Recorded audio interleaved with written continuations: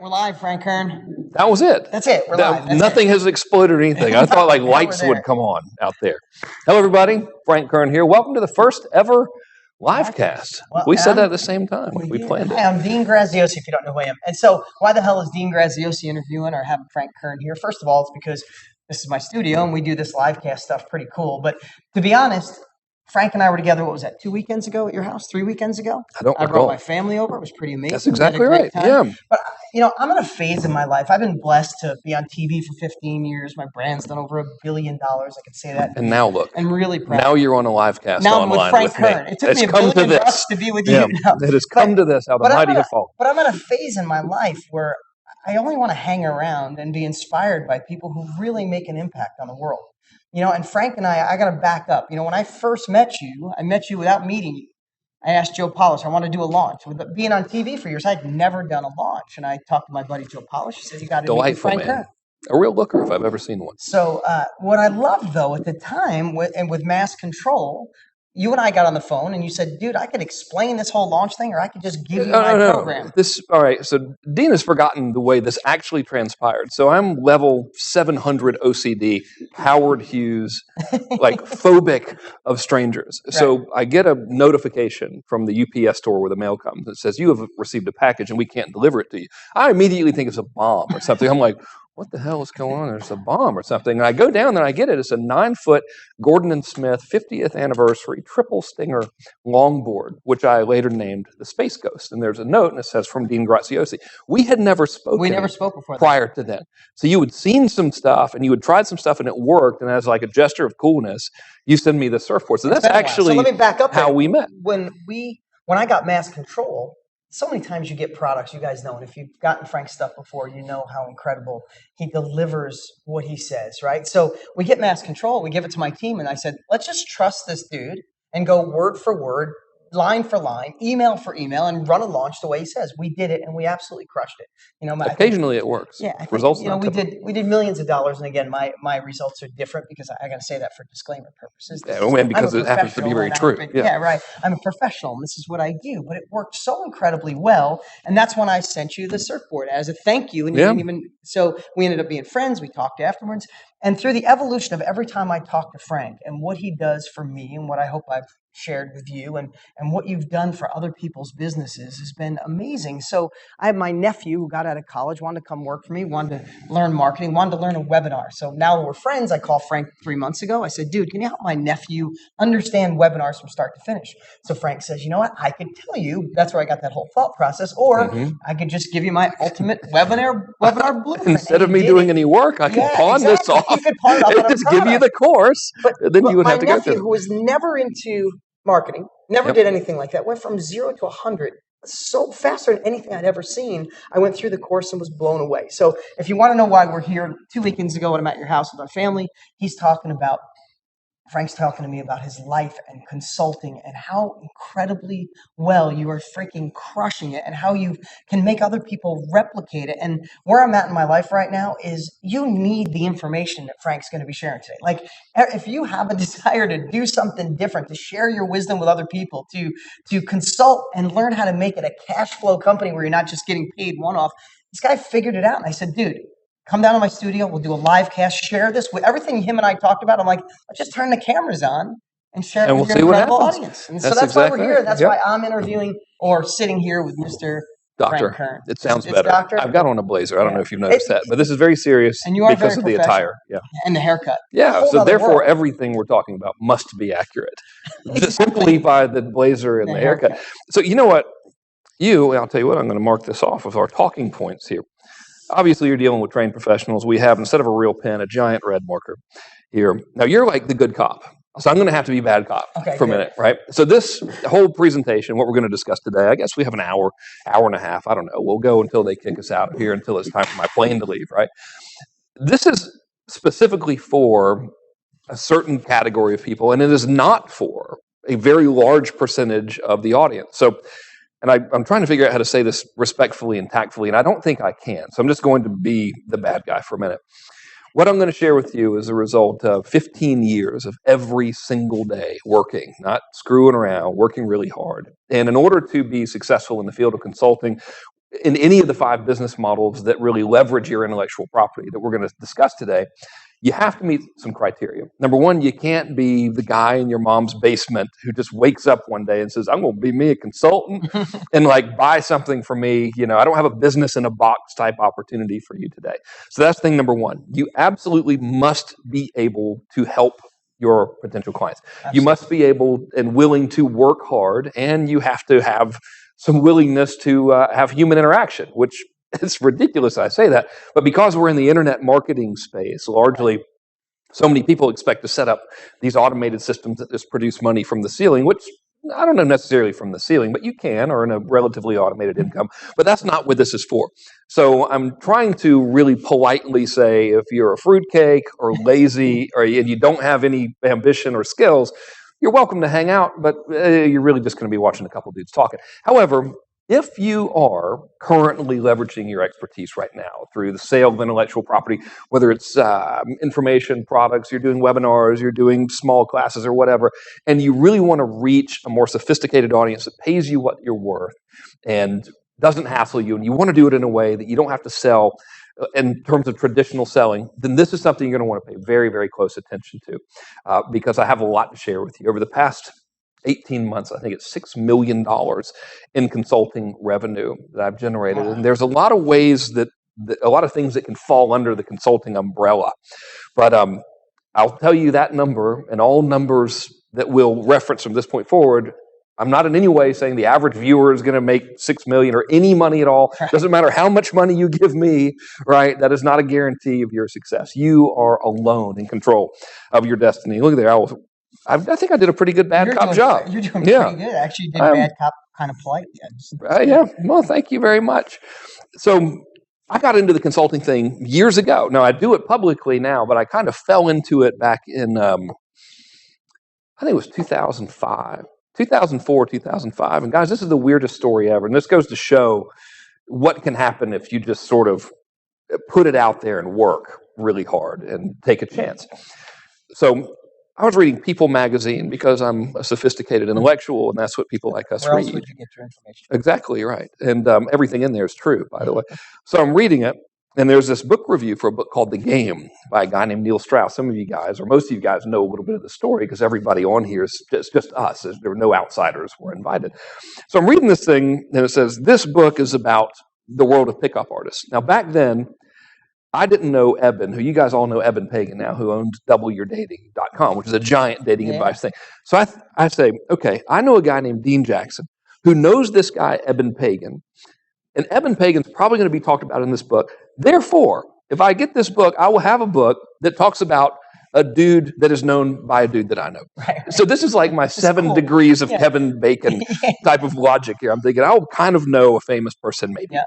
So get the book, read it. It's an amazing book, all about psychology. It's incredible. And I think to myself, man, this guy should create info products. So I call my cousin Trey Smith, who you guys probably know. He's the founder of GameAcademy.com. And I'm like, dude, read this book. It's amazing. He gets the book. He does same thing I do. He's like, this guy should sell something. Through a series of miraculous accidents, the 5-time New York Times bestselling author, I think that's how many bestsellers Neil has, maybe more. We get him on the phone. Now, this is before I'm like famous or whatever. I have zero credibility at this stage. You know, I'd had a dog training business that did very, very well, and that was really it. We get Neil on the phone. I still don't know why he agreed to talk to us because we were visibly moronic at this stage in our lives. Like there was no hiding it. We didn't even have the decency to have blazers. So, and your hair was long. So it was long and disheveled. Yeah. Thank God it wasn't. But for some reason, he says, yes, we propose to him. We say, look, man, you should make an info product and kind of let us guide you through this process. We'll do the marketing for you and you can do a launch for it and we'll all share in the money.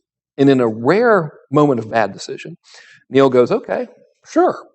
And so we're like, we'll do it. And that was the very first time I ever did consulting. Really? I'd never done it prior to that. Long story short, that launch did $1.4 million in sales in 4 hours. And a lot of work went into that 4-hour period. Our net for that was between $400,000 and $500,000. And that was when I was hooked. Because that one client brought in that much money. And look at the value you brought Neil.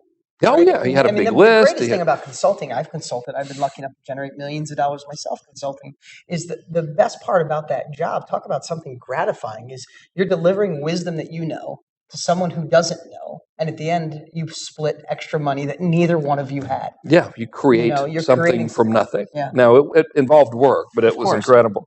I know this is silly, but if I don't go through my little talking points here, I'll get lost and we'll end up rambling about We got some slides here. You can tell we're live, right? You can tell we're professional. There we go. That is my son. He's illegitimate. I just found out about him, and I'm not quite happy about it, really, because he's already asking for money. That's what happens. It really is. You come to Arizona, you make a few mistakes in your youth. The next thing you know, you have like the 7-foot, 300-pound son. So I got a question for you. So you handled that beautifully. Yeah, I'm just trying to keep this. No, I'm just kidding. You asked me to be the straight cop, so I'm trying. You are the good cop. I'm trying to be the good cop. So Neil was first. Mm-hmm.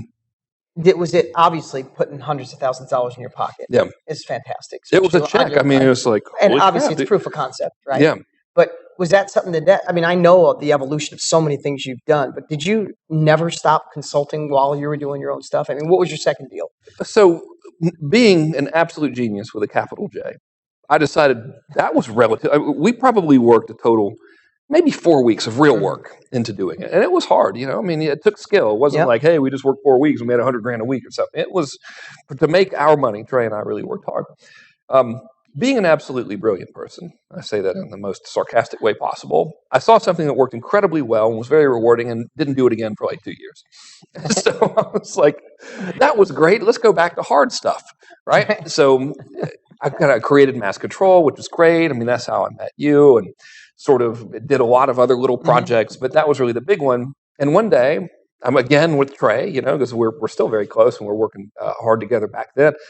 I said, dude, let's see what would happen if I sent out a letter to 1,000 people. And the letter said, essentially, give me $100,000, complete stranger, and I will do a promotion for you. And I want you to give me 15% of the gross sales, and I guarantee it'll work. Or, I said, I guarantee you will make at least $300,000 back, or I will pay you your $100,000 back plus an extra $25,000, which that was kind of a ballsy thing to do. And I said, I'll send it to 1,000 people. And these were people who had bought my stuff. They had no other qualifying criteria other than they had given me money. So for all I know, they could have been lunatics that had an extra $1,900 laying around. Some of them probably were. You know who you are out there. All right. So I send the letter out, and we got 41 applications for people to take us up on that offer. 41. So had we taken them all, that would have been $4.1 million in upfront fees, exclusive of royalties. So I'm like, holy crap, what do we do? So we chose one of them, and we did it. And the promotion ended up generating $5 million. And our cut of that, after refunds and whatever, we got our $100,000 up front, and about another $500,000 in royalties, so $600,000. Wow. And that was another month-long piece of work. So I said, again, I was like, this is really something. This higher end, non-information marketing, really leveraging the intellectual property. And of course, being what some arguably would say is the most brilliant person in the world, I did nothing. So I didn't do it again until 2012. So this is like 2008. Okay. So 4 years go by and I don't do anymore because I'm like, why don't I just see if I can work as hard as humanly possible to get complete strangers to pay me for stuff? And it worked, and blah, blah, blah. Sold a lot of stuff. But in 2012, I got the dates written down here. Okay. In November of 2012, I decided to do an experiment. It was really for my own gratification. I said, all right, I want to see what I can do from scratch if I just do consulting, and I'll do the traditional thing that everyone thinks of, which is, you pay me, I'm your consultant, you pay me X amount of dollars per month. I began in November 2012, and I ended the experiment in May 2013. The average monthly income during that time was $179,000 just in fees. So there was no royalty attachments. Right. This was just the fees. Change. It was okay. My biggest month was $212,000. That's a little over money $200,000 coming into you. Yeah, for consulting. And it was, my fees were between $3,860 a month per client, all the way up to $9,750. And I was just price testing. Interestingly enough, I found the people paying $9,750 wanted less from me, which was amazing. I had one guy pay me $9,750 for like 10 months. And he talked to me so little that it bothered me. His name was Steve. I was like, dude, don't you're kind of paying me. And he's like, oh, it's okay. I just want to know you're there. Yeah, and we talked sometimes, and it was valuable to him, but it was insane. So that was a pretty big deal. So there are multiple ways to leverage your intellectual property. There is one-on-one consulting. There is what I'll call professional services, which is a done-for-you type of thing. So anyone who's in the ad management business, we'll put that under the consulting umbrella. Technically, it's not, but it's the same sales process that you're going to use to sell any of these. There's the fee plus royalty, which is what I did for Neil, right? You get a percentage of your growth that you provide someone. There's a huge upside in that. And there's group coaching, which I'll also put in consulting because it's the sharing of advice on a more intimate individual level. So I've got some slides here. I want to explain to you guys why I think this is the best business model ever, the best business ever. I'm very passionate about it. It's really pretty much all I do. Sometimes I'll do education kind of to gratify my ego a little bit. I'll be like, hey, I still want to be kind of famous. So I'll do a product launch or something. I've done one in the past 4 years. But these days, ever since that experiment, 99% of my activity personally is in this higher fee realm of consulting. So, I'm just going to share. I just read, I'm hooked on Dale Carnegie books, and I've been burning through everything I can get with Dale Carnegie right now. And Dale Carnegie was talking about, after the Depression, that the people who found to be bulletproof were the experts that shared the knowledge, because so many companies had shrunk, and they could get rid of services, they could get rid of extra people, but what they wanted was people to show them how to be quicker, faster, and easier with wisdom that they didn't currently have as a business. And the people smart enough right after the Depression that excelled and profited and ended up profiting. He was talking about how you may have listened to the book. I forget which one it was.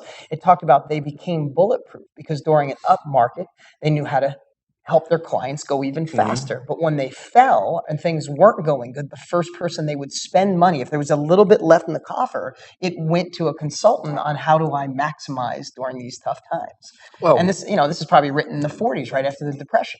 I think it's always been the case. I mean, look at airlines. So for a metaphor, if we were to argue that the person with the most valuable specialized knowledge is the most valuable person, look at an airline. I mean, an airline can just do terrible and everything can go to hell in a handbasket, but they're never going to fire the guy who can fly the plane to the destination. Right. Like whatever it takes to keep that guy in the cockpit flying the plane. And that's kind of what you are as a consultant. If you know how to get your prospect, and I'll show you how to do this actually in something, even in your selling process, I'll show you how to do some of it in advance. But if you know how to get that client or that prospect from point A to point B in the fastest and most efficient route possible, then you are incredible value to that guy. Yeah. So, okay. Now, guys, we can't see the slides that are showing up here. So this is like redneck PowerPoint right here. Exactly. But it's live. It's live. So at least we get to look. We get to look up. So can we get that? Camera. We're going to have a monitor up here? Okay, so I guess we don't have that one. All right. So we're basically going to use our imagination. Well, I have the slide here. So I want to go with some stats on consulting, and I want to tell you about why it's good, other than I say it's good, like to sort of prove the case here a little bit. So fellas, if we can bring up slide number 14. Is that up? Is that a yes? We can totally talk to each other during this. My audience is not prepared for professionalism. Okay, great. All right, so if you look at slide number 14, according to Forbes.com is where this statistic comes from, consulting is a $100 billion annual business. Wow. $100 billion. Now, if you compare that to like internet marketing or something, it's laughable, right? While so many of your competitors might be out there going, I'm going to be an internet marketer, I think your answer to them should probably be like, great, please, it's a good job. You're doing good, little buddy. Yeah, stay there. You can do it. You guys go do that, and we'll just stay in the $100 billion industry, right? So if we go to slide 15, you'll see this little graph here. This is according to the United States Department of Labor Statistics or something, one of those very serious sounding government agencies that you don't want to make mad at you. They said that, well, now I've moved the dang thing. According to this slide, consulting is predicted to grow by 83% by 2018.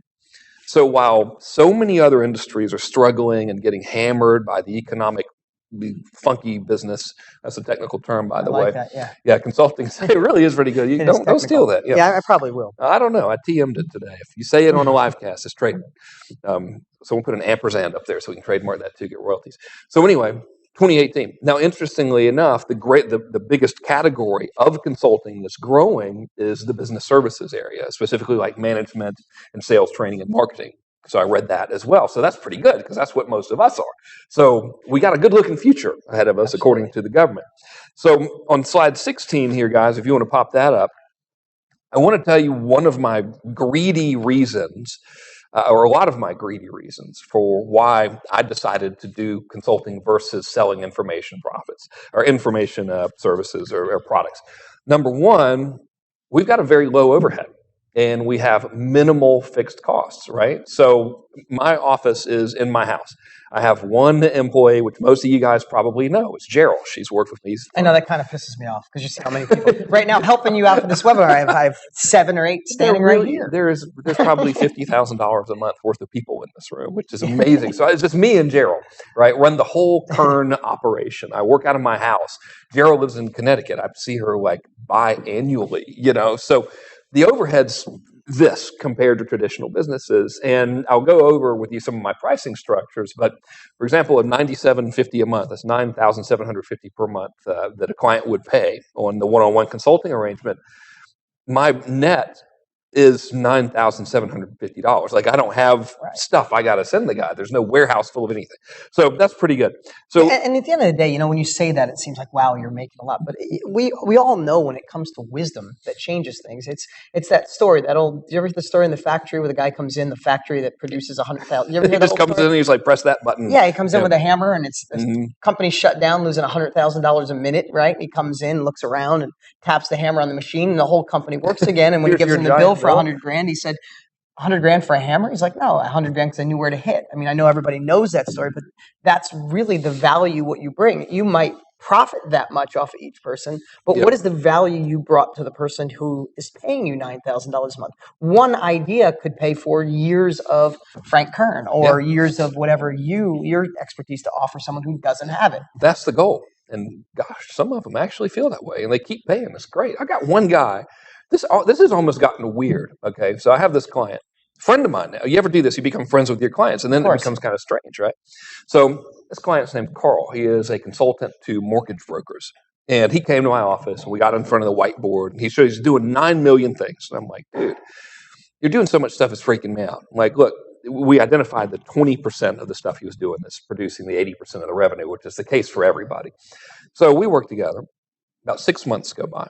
And he calls me up and he goes, man, I have literally tripled my revenue working with you. And not only have I tripled my revenue, but I take every other week off. So now it gets better. So we continue to work. He goes, I'm trying to get to the weeks that I do work. It's just Monday through Thursday. I'm like, man, you're killing me. Come on. So now he's Monday through Thursday. So we're hanging out. And he's been my client since 2012 now. And so like 6 months ago, I'm looking at my Infusionsoft billing reports and I see he's coming up for a bill. I'm like, man, I really like this dude. We never talk anymore except for stupid dude stuff. I'm just going to hit cancel on this. And I send him a text. I'm like, hey, man, I just want you to know that I canceled your billing, but nothing's weird. I mean, you're my friend. You can call me anytime that you want to. No problem. I just don't feel, if we hang out, I'm not going to charge you for hanging out. Dude, it created this Larry David. You guys ever watch Curb Your Enthusiasm where like the socially awkward situations just escalate? So we get into this Larry David like cycle of neuroses where he is uncomfortable now that I'm not charging him. And I'm uncomfortable that I'm charging him. So it finally culminates in this hour-long call where he sells me on why I should continue to charge him. Well, he was never gone. I just wasn't charging him. It's like, dude, you don't have to pay. I'll still help we'll you hang out. Come on. It's been forever. You're doing great. What more do you need? I'm still billing him. By his insistence, I'm still billing the guy. So you can have relationships like that. Now, I would love to do more for him. And when he calls, I'm always there. I'll write his stuff, anything he needs. You've paid your bill way in advance from just what you did in the first 3 months of working with him. Exactly right. And there's a trick that I'll tell you in a little bit why that happened. And it's not because I'm amazing. It's because I chose the right client. So you can really make your life I don't want to say easy because I don't want to paint a picture of like, hey, you push a button, you get rich. It's not what this is about. But you can set things up to where you're not doing a tremendous amount of manual labor. You have clients with so much momentum that you're just making little tweaks on the dial that provide big changes. Because they already got wind behind their back. Yeah. Okay. So I got off topic a little bit. I think we're slide on 17. Slide 17. Look at there. All right. So actually, we can jump up to slide 18. Take that.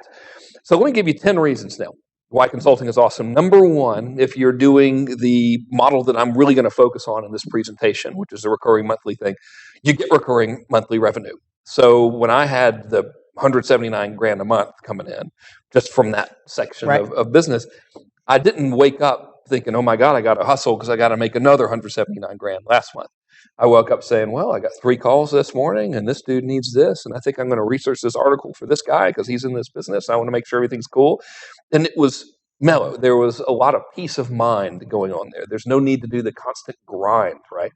A lot of people with intellectual property that's valuable, our friend Dean Jackson calls them self-milking cows, right? So if you're the cow and you have the milk, so much time is spent doing everything else, like getting the milk distribution centers lined up and doing the farming for the grass and everything, that by the time you have to produce the milk, you're exhausted, right? In this model, that's not the case. You get a handful of clients that pay you every month.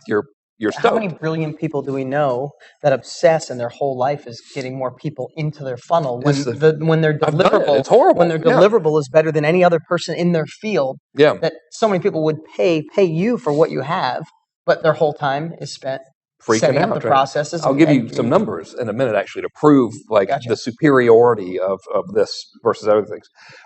Point number 2 here on slide 18. I sound like an attorney. Point number 2. Now, I made this when I was doing the experiment. My practice is bigger than this now, but it says my practice generates 175 grand a month, and I have less than 30 clients. At that stage, when I even got up to 212 a month, I had under 30 clients to generate that amount of revenue. So you don't have to, depending on your pricing, and I'll help you come up with some ideas on this in a little bit.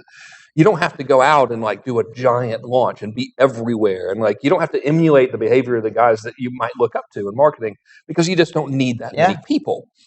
So it's what the true definition of marketing is. You attract those you want and you push away those you don't, right? There's 70 other people that would have liked to work with you, I'm sure, but they didn't fit in this model.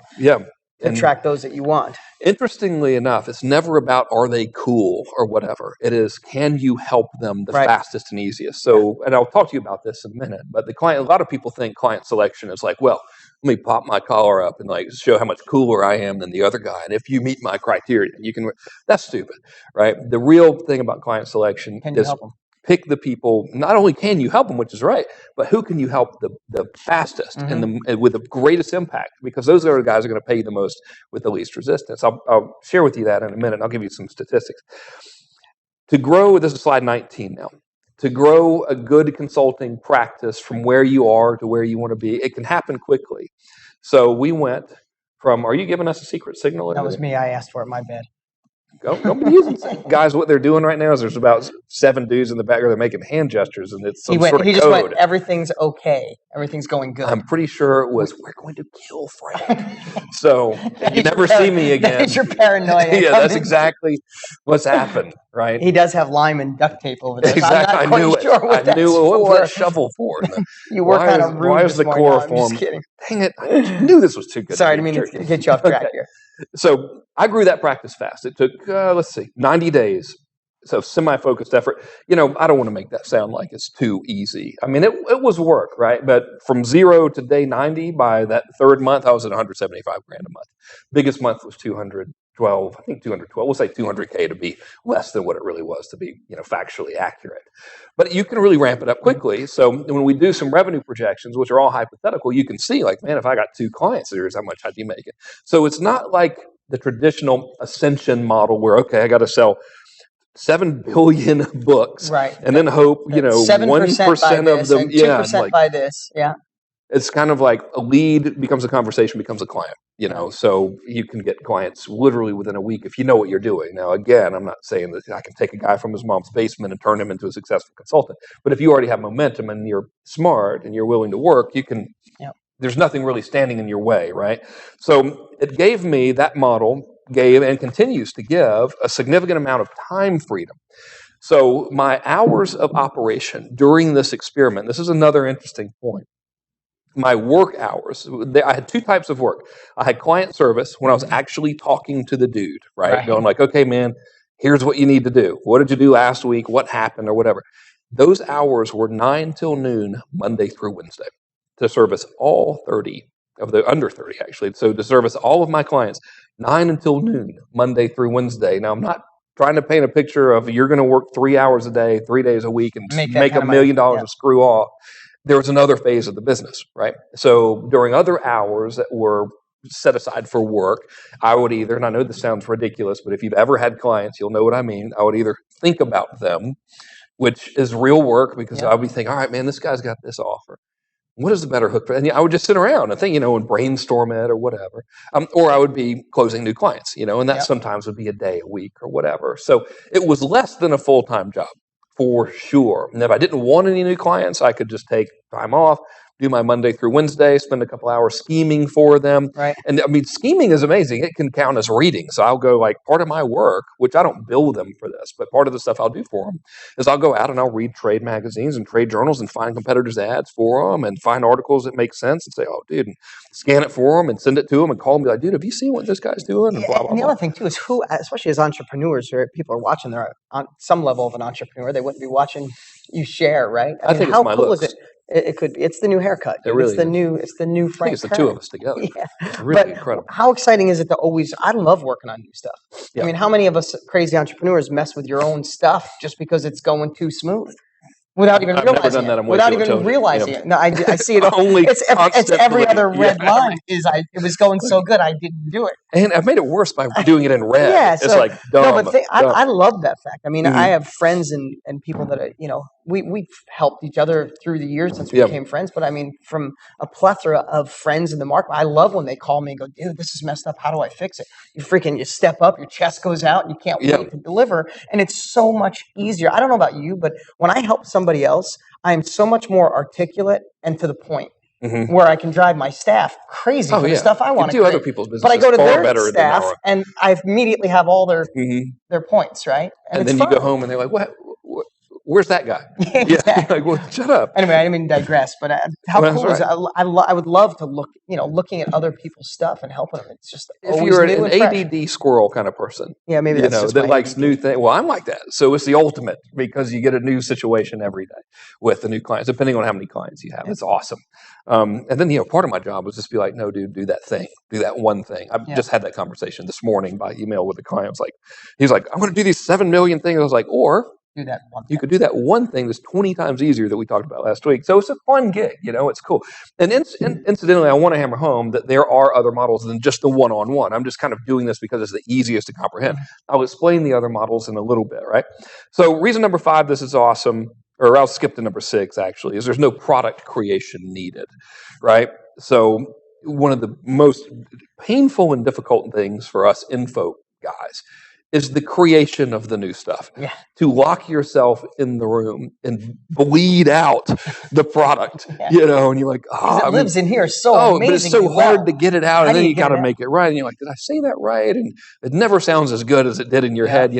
With consulting, you just don't do that. You don't have to create new ad campaigns for yourself all the time. You have to create products, which means if you say today, let's say you're an info marketing person, and I will really make the case against info marketing in a minute for the right category of people. But let's say you're the info marketing person and you're selling something and you're like, I want to bolt on leveraging my intellectual property in a consulting environment to my existing business. You can be up and running in like 2 or 3 days. I'll show you the process. You can copy it directly from what we're going to teach today. It's not like you have to bleed out this complicated sales letter and make a 9 million piece funnel and then build 3,000 DVDs and all this kind of stuff. You can just start, which is cool. So reason number 7 here is slide 21. Look, now we're in sync with the slide, guys. Yeah, we're professional now. For the ones following at home who don't have the slides, who might wonder what number it is, this is 21. All right. So reason number 7, real quick market entry, right? You don't have a lot of prep time. You can just start. Reason number 8, love it. Low stress, low tech. I will show you my consulting funnel in a minute. So I am allegedly an internet guy, right? My consulting funnel is like 3rd grade Fisher Price level simple. I'll diagram it for you. It's unbelievable. So if you're intimidated by the tech stuff and you're like, yeah, I have this intellectual property and I'm doing info products now and I've kind of got a little practice and I want to scale it, but I don't know what tools to use and all of that kind of stuff.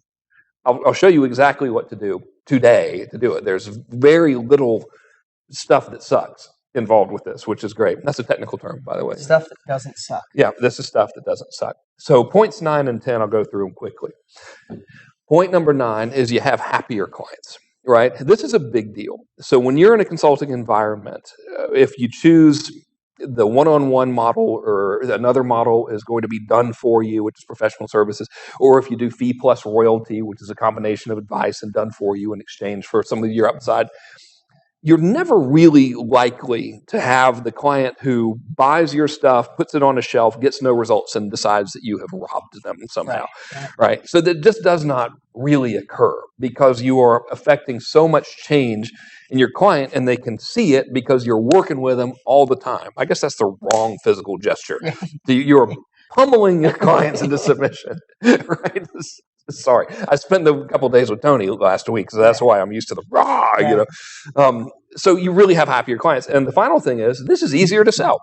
I have never had anything easier to sell than consulting services in any of those models. And you know what I'll do right now, if it's okay? You're going to cross it off. Fantastic. Well, first I'm going to cross it off. Yeah, I mean, because we have to stay organized here. Obviously, we're highly organized. There's two things that I want to just share, and then maybe you could. The easier to sell part is the reason it's easier to sell is I don't know if you've ever had, I shouldn't say you watching at home, had somebody who's so involved in their business that they can't see the forest through the trees. It's so clouded. Your clients that are doing a million things. And you go in 3 minutes, not 30 minutes. There's some times where I'll talk to somebody for 3 minutes and I know why they're all screwed up. Mm-hmm. But I want to wait a half hour so they think that I actually took time to think about it. That's actually a smart thing to do. Right? You know, because they don't give value to 30 seconds, right? But our subconscious has downloaded so much stuff. You see gut feelings. That's just subconscious saying, dude, you've done all this. This is what's wrong. And a lot of times I'll stall for a half hour and say, well, here it is.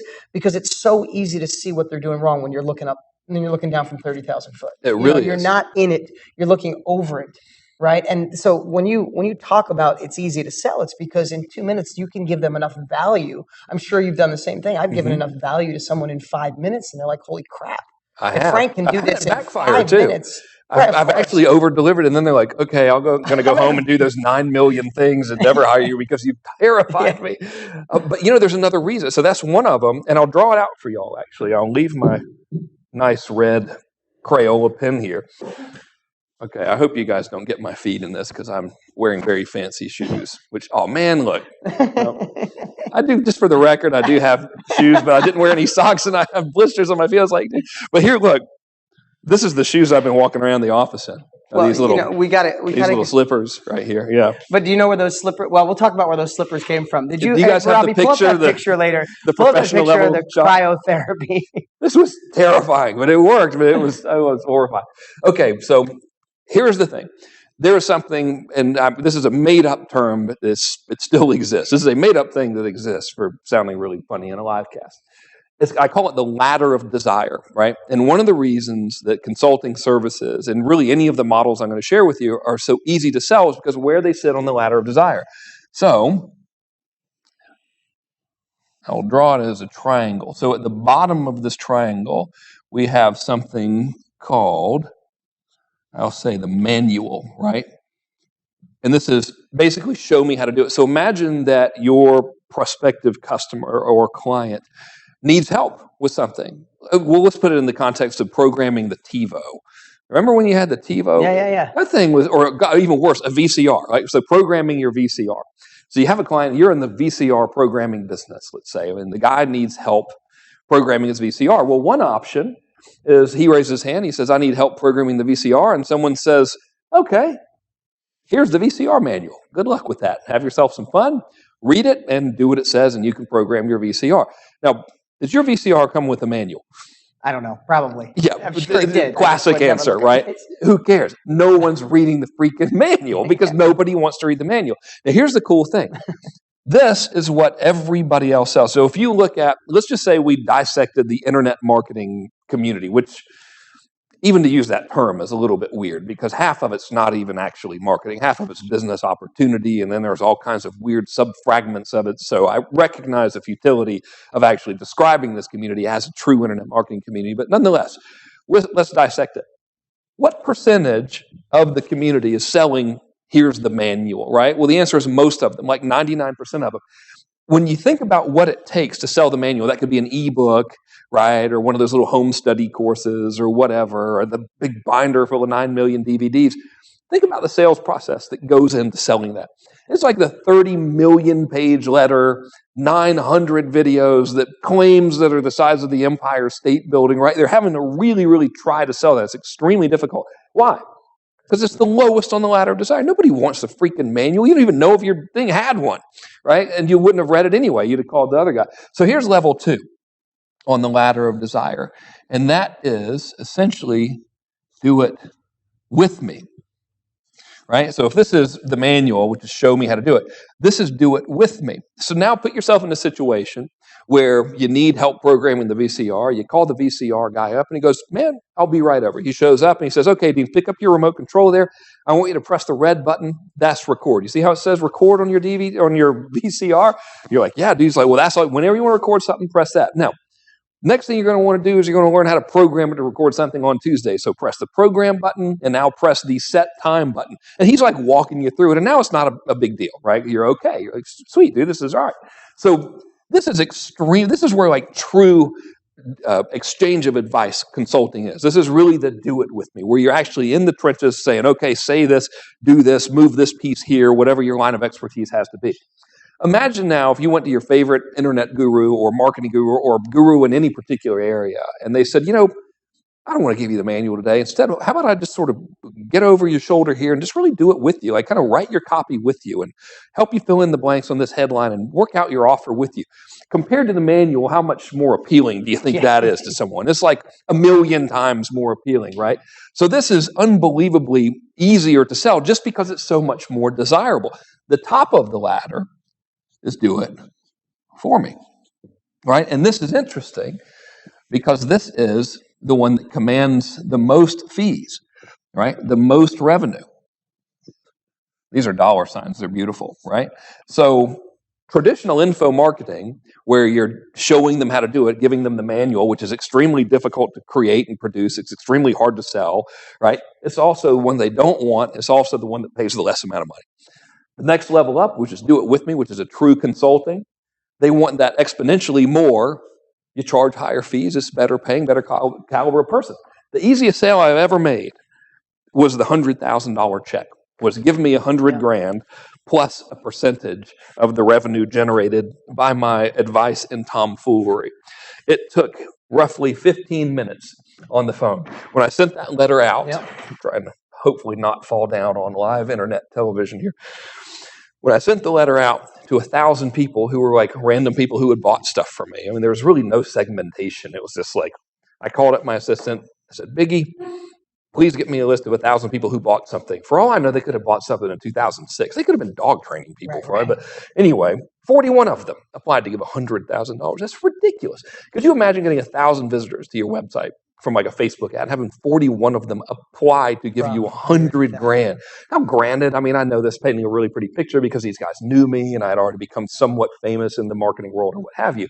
But still, easiest sale was the most lucrative deal, which is crazy. You explain that. What I love about what you do, Frank, is, and I hope I do the same thing in my world too, is you make it so easy. It's undeniable what you just shared there, what you just shared.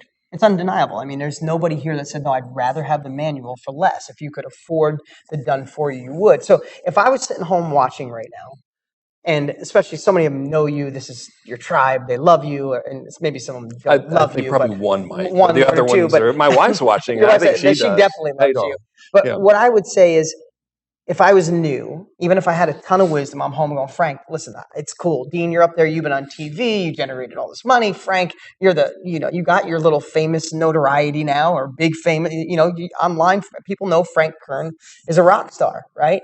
So you go to somebody that's not making the money or hasn't had the impact you, or they want to utilize, they know Frank Kern. So how does someone at home have the credentials to go, I can help you? I'm Bob Smith from Kentucky, and I know how to do this, but how do you get the credentials to do that? Well, you're screwed. Yeah. Okay. No, you're totally. Question. Thanks a lot. Now I'm not going to sell anything. That's one of the biggest myths, actually, of this.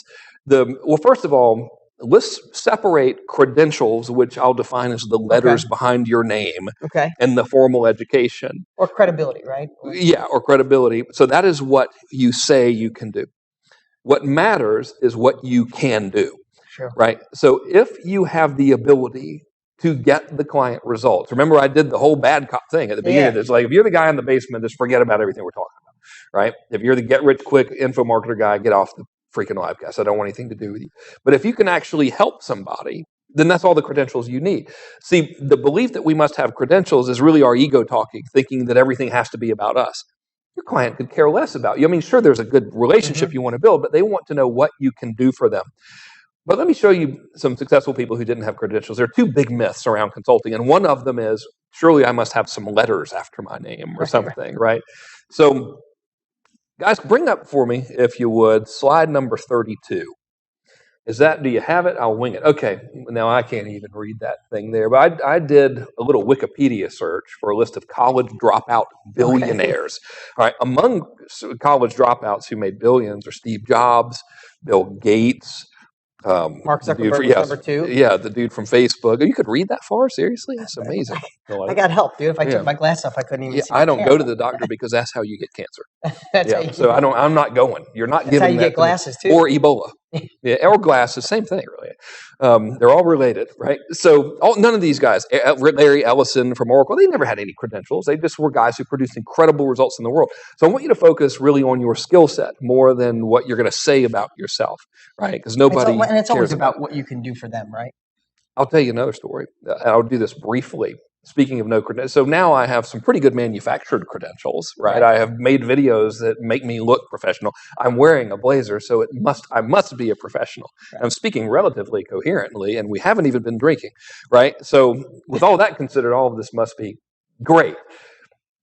I technically graduated from high school. So I should have failed out. My college algebra teacher, she's retired now, so I'm not worried about getting her fired for this. I had a D in college algebra, which is a high school course, which I think is they just call it that so they can charge you more money for high school, because I went to a private school, and Macon, Georgia is a very sophisticated place, as you can imagine.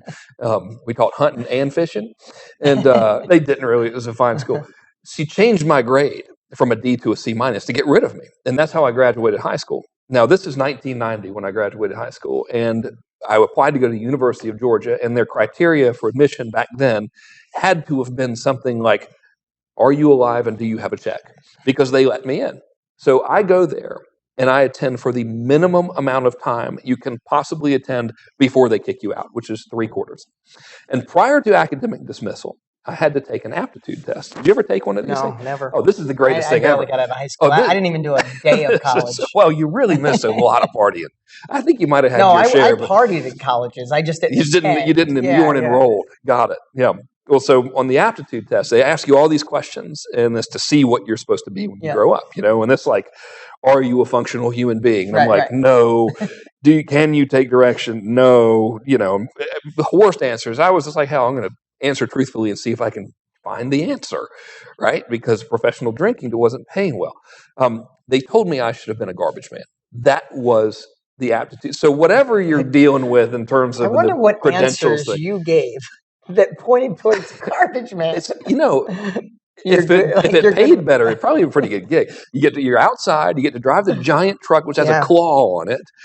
There's a lot to be said for that, and you get cool free stuff. 1990. Sorry, brother. Well, that was I was forward thinking. That was pumping cans. You had to get out, grab the can, throw the exercise. I'm trying to think on the positive here. I'm a positive guy.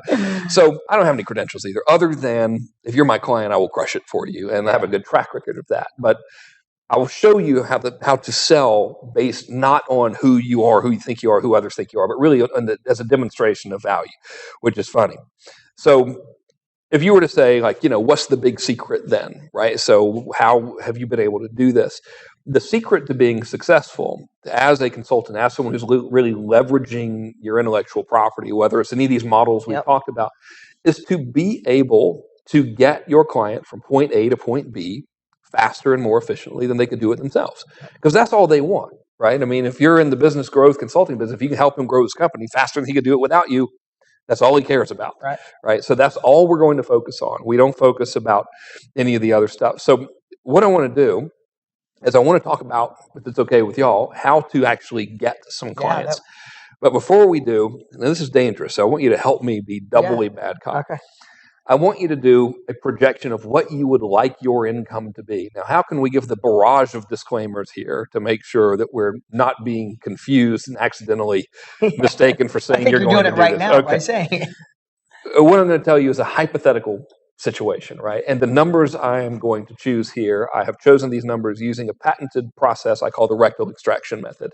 You shared other rectal extraction methods earlier today. I thought they were pretty fantastic. There's a lot of good ideas come from the rectal extraction method, right? So let's just say, and this is not a projection or an income claim in any possible sense of the word, but let's say that you said, you know what, I would like to add an additional $250,000, I almost said million, $250,000 of revenue to my business, leveraging my intellectual property from consulting or fee plus royalty or whatever it happens to be, right?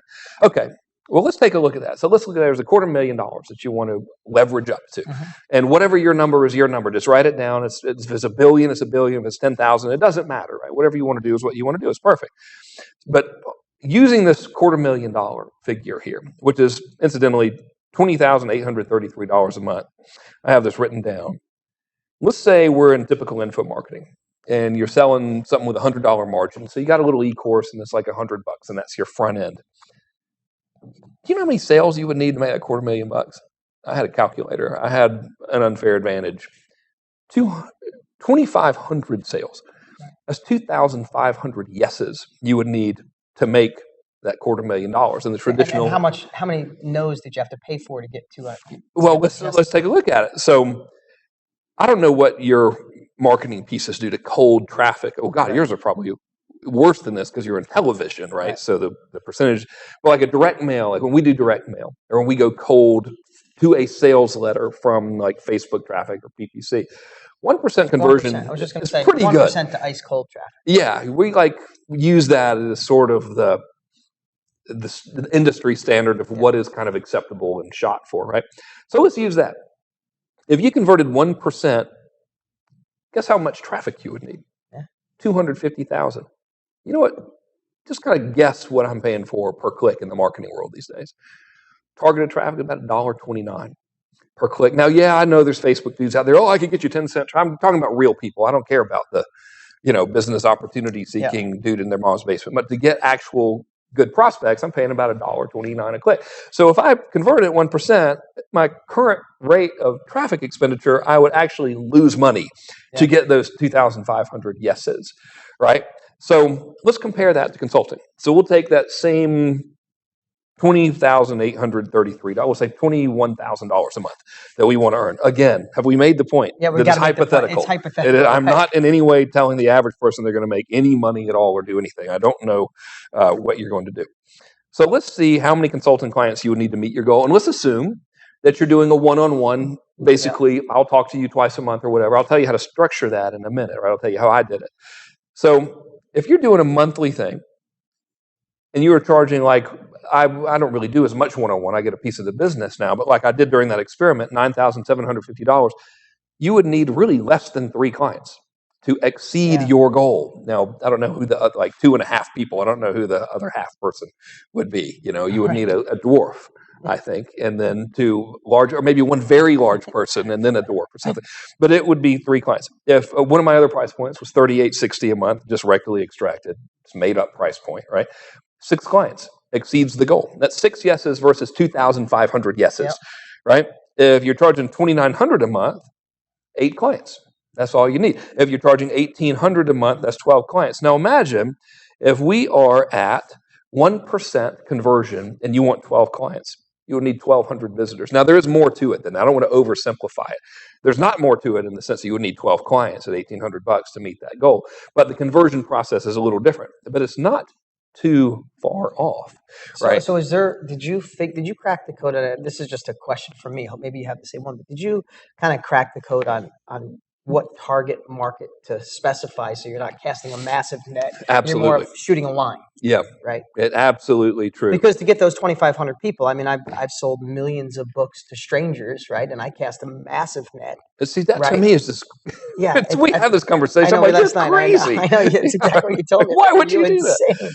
But obviously, if you know you're fishing for a certain fish and it's in a certain part of the area and you use a certain bait with a certain pound test and you drop the line, you're fishing for one fish, right? Rather than casting a net and throwing out all the ones that you don't want. I mean, I know that's obvious and you guys are all marketers and you get that, but have you found the straightest path to acquire Absolutely them? have. Okay. Yeah. Are you going to share it with everybody, or are you just going to hold it back? That's in the platinum edition of today's Livecast, and if you just enter your credit card number anywhere on the internet randomly, you'll be.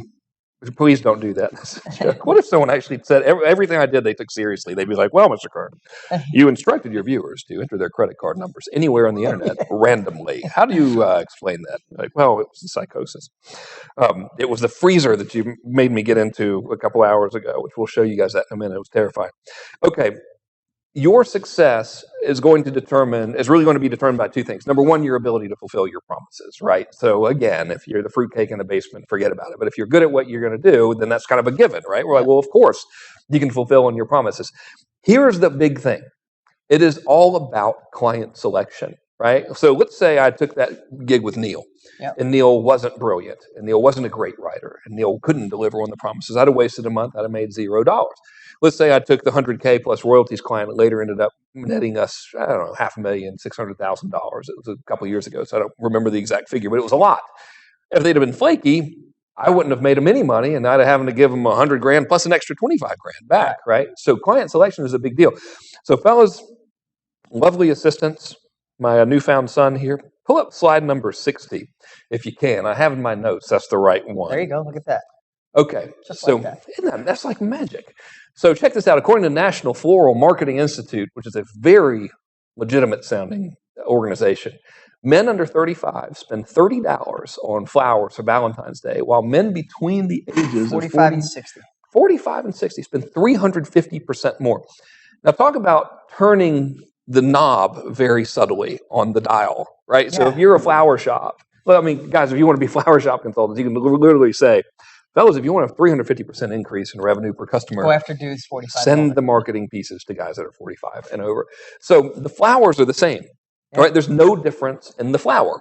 It ain't about the flower. It's about the dude that you put the flower offer in front of. He's going to spend a lot more money. There's a lot of reasons why. He's probably in more trouble with his wife than the younger guy because she's had more time to grow tired of his shenanigans. Exactly. Right? That's probably exactly what's happening. I like the way you think. Yeah, he has more to prove, right? So the trick here is when you're thinking about this, and I have it written down, I'll read what I wrote so I sound smarter. If you segment your prospects by who you can get the fastest and the most powerful results for, your life will be very easy for a multitude of reasons. Number one, when you have the conversation, it's called a collaborative close. I'll teach it to you in a minute, right? So I'm going to give you everything I can today to help you. When you have that collaborative close with them, you can give them insight in advance of them becoming clients that's immediately applicable and very powerful to them, right? Number two is if you're able to help them way more than anybody else, then you're not going to have to do as much manual labor. So, for example, back when I started doing this in 2012, when I was really like into it and said, okay, I'm going to just crack the code on this on a massive scale. My criteria for working with me was you had to have a list of X amount of people. You had to be selling something that was like roughly X price, and you had to have goodwill. Well, why did I choose that? Right? Well, it's not that hard for me to get them results. I mean, if the guy's got 100,000 people coming to the website a month, he's got 500,000 people on an email list, and he sells something for $5,000, and I'm charging $10,000. I can make a couple little tweaks, and he's selling, 10, 20 more customers, and my fee is now negligible. Right? I couldn't do that for the beginner. Right. Or a startup. This section of it is really, really important. Yeah, and it would seem important too that when you start this next venture in your life, is picking your first client is probably really important too, because if this criteria is even more strict with your first one, get the most results for your first client. Obviously, the leverage of what you did for the first person can compound your next clients. Here's what's really I shouldn't tell you that. You're usually telling them all the same stuff. Yeah. Right. I mean, all the guys that I was doing for 9750, from 3860 to 9750 is all the same service. The 9750 guys actually wanted less, which was amazing. Now it's a lot more than that, but it's always the same thing. Yeah. It's okay. Well, your offer needs to be fixed. We need to put a back end in place. We need to say, well, I'll tell you, I had recently, in the past 14 days, I acquired 10 clients at 35,000 each. It's pretty good. Actually, I acquired 11 clients at 35,000, and I've written 2 of them down, and this is very insightful. Okay, so the first one comes to me, and he owns a medical staffing company, and this is a big business. They were VC funded, and they were so successful they bought the VCs out, right? So they're not screwing around, like really, really serious, legitimate company. They come to me, and the guy's he's in the room with me, and I'm talking to him about marketing. And he's looking at me like I'm completely crazy. And I'm like, dude, is everything okay? And this is before he's become the client, right? So I'm in the collaborative close kind of section of our thing. And he's just like, look at him. And I'm like, what's going on? He goes, I'm sorry, man. I thought you were an operations guy, which is hilarious. So I'm like, you thought I was an operations guy. Like it's me. And you're thinking, you guys, operations guys are like the eggheads that draw I'm sitting here with no shoes on. They are clearly not the operations guy, right? But here's what's interesting. So I do a little more digging, and 100% of this guy's problems stem from he's got an outside sales force, and he's not sure what they're saying. So sometimes he gets a Yahoo that says the wrong thing, and then it becomes a problem. And then because it's an outside sales force, they're bringing in all these customers, and like a fraction of them are actually good customers. And the other 80% of the customers, we'll say arbitrarily, are not bad people, but they're not profitable, and there are tons of heads. So 80% of the work is going to this big group of customers that are the wrong customers. 80% of the revenue is coming from this little tiny 20% of customers who are awesome. So he's like, yeah, I need to figure out our supply chain and all this kind of stuff. So I'm talking to him. And I'm like, well, dude, hang on a minute. If this little small group of customers is your perfect customer and all the other ones are a pain in the ass, now this is, guys, you guys are going to laugh because to you it's obvious, but it goes to show the value of what you know versus what the rest of the world knows. I say, I have an idea. This is going to be funny to y'all. Like, what if, now hear me out on this one, you identified the characteristics of that 20% who are awesome, and then you just marketed to them. And the guy's like, if I did that, it would fix everything. And then I was like, I don't need to fix my supply chain. Yeah, I said, would you like me to help you do that? He said, yes. Sold. Became a client. Right. But see, that one little, this is what I'm trying to explain. It's knowing where to hit. It's knowing where to hit. So so if you have the right guy, you can literally say, like, blow the guy's mind by saying, dude, quit selling to these guys that aren't any good. Focus on this 20%. Everything's going to be great, So now we work together, and I help him work with the 20%. Another guy. So this is the exact same thing. Is I have a client, and he is another big company, another big legitimate company that requires a blazer, right? And his business, which is funny because I actually put these two together, his business is a process mapping company. So he works with Fortune 1000 companies, and they have these complicated processes, and they're usually like manufacturers and stuff. And they'll send a dude in, and the dude will somehow figure out everything they're doing, and he'll make a diagrammed out process, and he'll like sort of template it. Right. So it can now be done like by anybody. And it's a very, very valuable service. So I'm talking to the guy, and we analyze the whole sales process, and it's all kinds of stuff they're doing, and it's a big pain in the ass, and very little is getting done. I finally got from him that if he sends a person, he's got a $25,000 package, and the average client ends up being like $250,000 all the way up to $1 million client. So if he sends a guy in there for $25,000, the guy will spend like a week or something at the place. And if he comes up with this initial diagram, something like 80% of them become the $150K to. So what do you think I told him to do? I was like, how about we just send the guy in there for free to as many of these perfect people as possible, and your sales problem is solved. Because he already knows the perfect people. Already knows the perfect people. And he knows once they do the diagram, they close. Yeah. But I mean, everybody watches like, who wouldn't think of that? But you don't. That's because you guys are marketers, right? Because you're marketers. I mean, because they're in the business, in the trenches, trying to figure out how to make more deliverables. Guess where the guy was spending money? Where? Social media management. I'm like, dude, are you crazy? Someone had sold him on some God knows how much, let me manage your corporate Facebook account for you. And I'm like, fire that person immediately. Here's what you do. 35K becomes a client. And the conversation was like 30 minutes. Yeah, but so here's a question going back. Did he ask you where you went to college? No. Right. No. In fact, we had spent half the day talking about all the idiotic stuff that I had done. Because none of that matters. All of my sordid past, you guys, is way worse than what you could possibly think. So you think, like, oh, he got sued by the FTC and all that in 2003. That's like not even the beginning of the debaucherous, like, younger years and everything. So he could have cared less. He was like, if I just go do this, what you told me, everything is good. And guess what I said to him? Well, would you like me to help you carry out this plan that we've come up with? There's a process for that conversation. I will teach it to you today, right? So we're going to get pretty good work done today. How are we doing on time for this thing? I don't even know. It's like we're in a vortex of talking. I think we're good. We cool? We all cool at home? I think we're an hour in. Really? Cool. Are we an hour in? Hour and 5 minutes. My God. Are they liking it over there? All right. Any death threats for Frank? Are there any death threats coming? How about for me?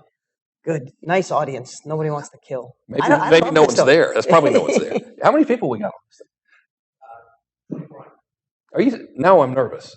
Why did 2,400 is on there? I had no idea. It could have been 12. Next we max out at 2,500 so that's good. Are you serious? No. Oh, I would have totally believed but we it. used to, though. We used to max out at 2,500. I would have absolutely believed that. That's okay. Thank you. So we'll just speed it up a little bit. No, I'm actually going to slow it down. So now let's talk very simply about your mindset in this. I know. Okay, so the key points here that you need to take away. Numero uno, you don't need that many clients. Depending on your income goals, I don't need your income goals, but if you're operating at a premium, dealing with the perfect person, charging them what you're worth, chances are you don't need a ton of clients. It was less than 30. My biggest month was $200-something thousand, right? I mean, if you add up Neil and the other one, it's over $1 million from 2 of them. Right. I mean, dude, I know your numbers from 1 client, and if you want to say it, it's okay. I don't want to, intrude, but it's insultingly large paychecks that you get on a weekly basis from 1 client, which you're welcome to sign over to me. Thing number 2 is the big secret here is to select your market based on who you can help the most, right? And that's a big one. Secret number 3, which is really just a point, is now you can be, because you don't need so many clients. You can be very selective in who you work with. You don't, like, a typical internet marketing scenario is like, everyone should buy my stuff.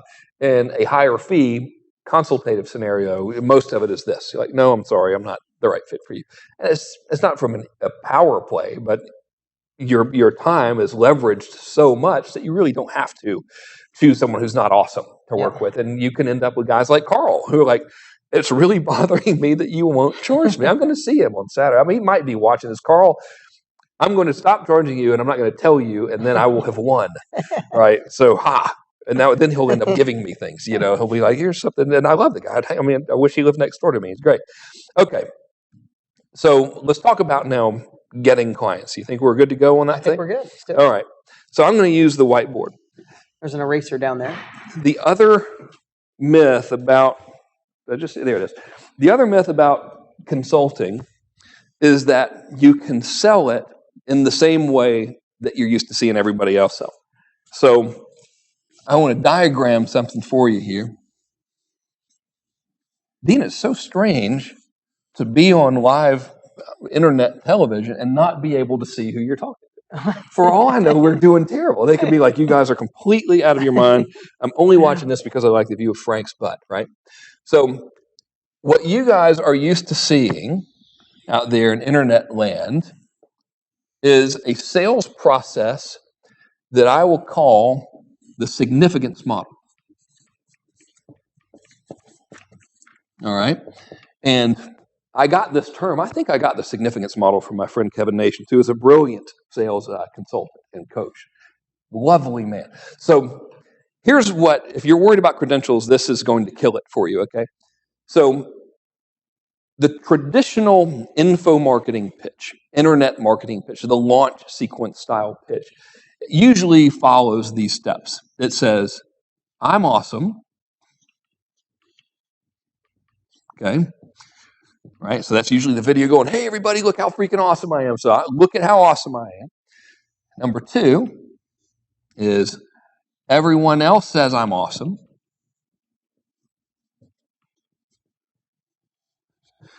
So this is when you get the 900 affiliates. You're basically paying them to tell everyone that you're amazing, right? Step number 3 is look at my toys, right? Here's proof of I'm awesome because I'm in a bright, what's the color? The bright green Lamborghini that I rented for the day, that rented from Ed Hardy personally, right? I'm going to get sued now. They're brilliant cars. They're wonderful. Ed Hardy's awesome designer. too. Yeah, incredible. Brilliant designer, right? And number 4 is they say, buy right now or else.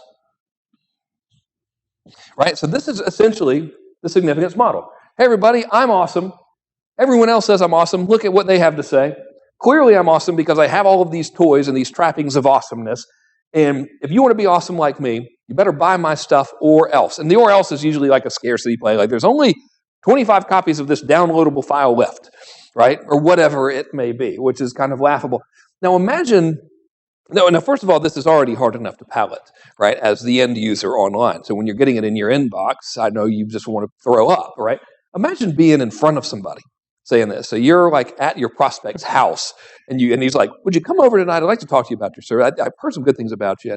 I'm wondering if you can help me out. You say, sure, I'd love to help you out. And you walk into the door, and you're at the table, and you say, well, you know what, Mr. Jones, before we begin, and so he starts to tell you. New York Times. Yeah, he's like, well, here's what's going on in my business. And I was like, let me stop you right there, Mr. Jones. I'm awesome, okay? First of all. Second of all, fellas, come on in here. Guys, these are all my friends, and they're going to tell you about 37 million times I'm awesome. And then, Mr. Jones, just open up those blinds and look outside. You see that bright neon Lamborghini that has an Ed Hardy wrapper on it? It's mine. I bought that as a result of being awesome. And hey, listen, I got to go in about 3 minutes, so you better give me some money. The guy's going to punch you in the mouth, right? He's going to get almost said, get the heck out of my house here. I don't ever want to hear from you. So this is the mindset that is going to have you worrying about credentials. This is what most people do in selling, right? You've seen it in the formulaic process. The proper way to do this is called the client-centric. So the client-centric model essentially says, where do you want to be? Where are you now? What steps? It's so hard to write and talk at the same time, guys. They got me on camera here. I'll just say steps. What steps can you take to get there? And how can I help you?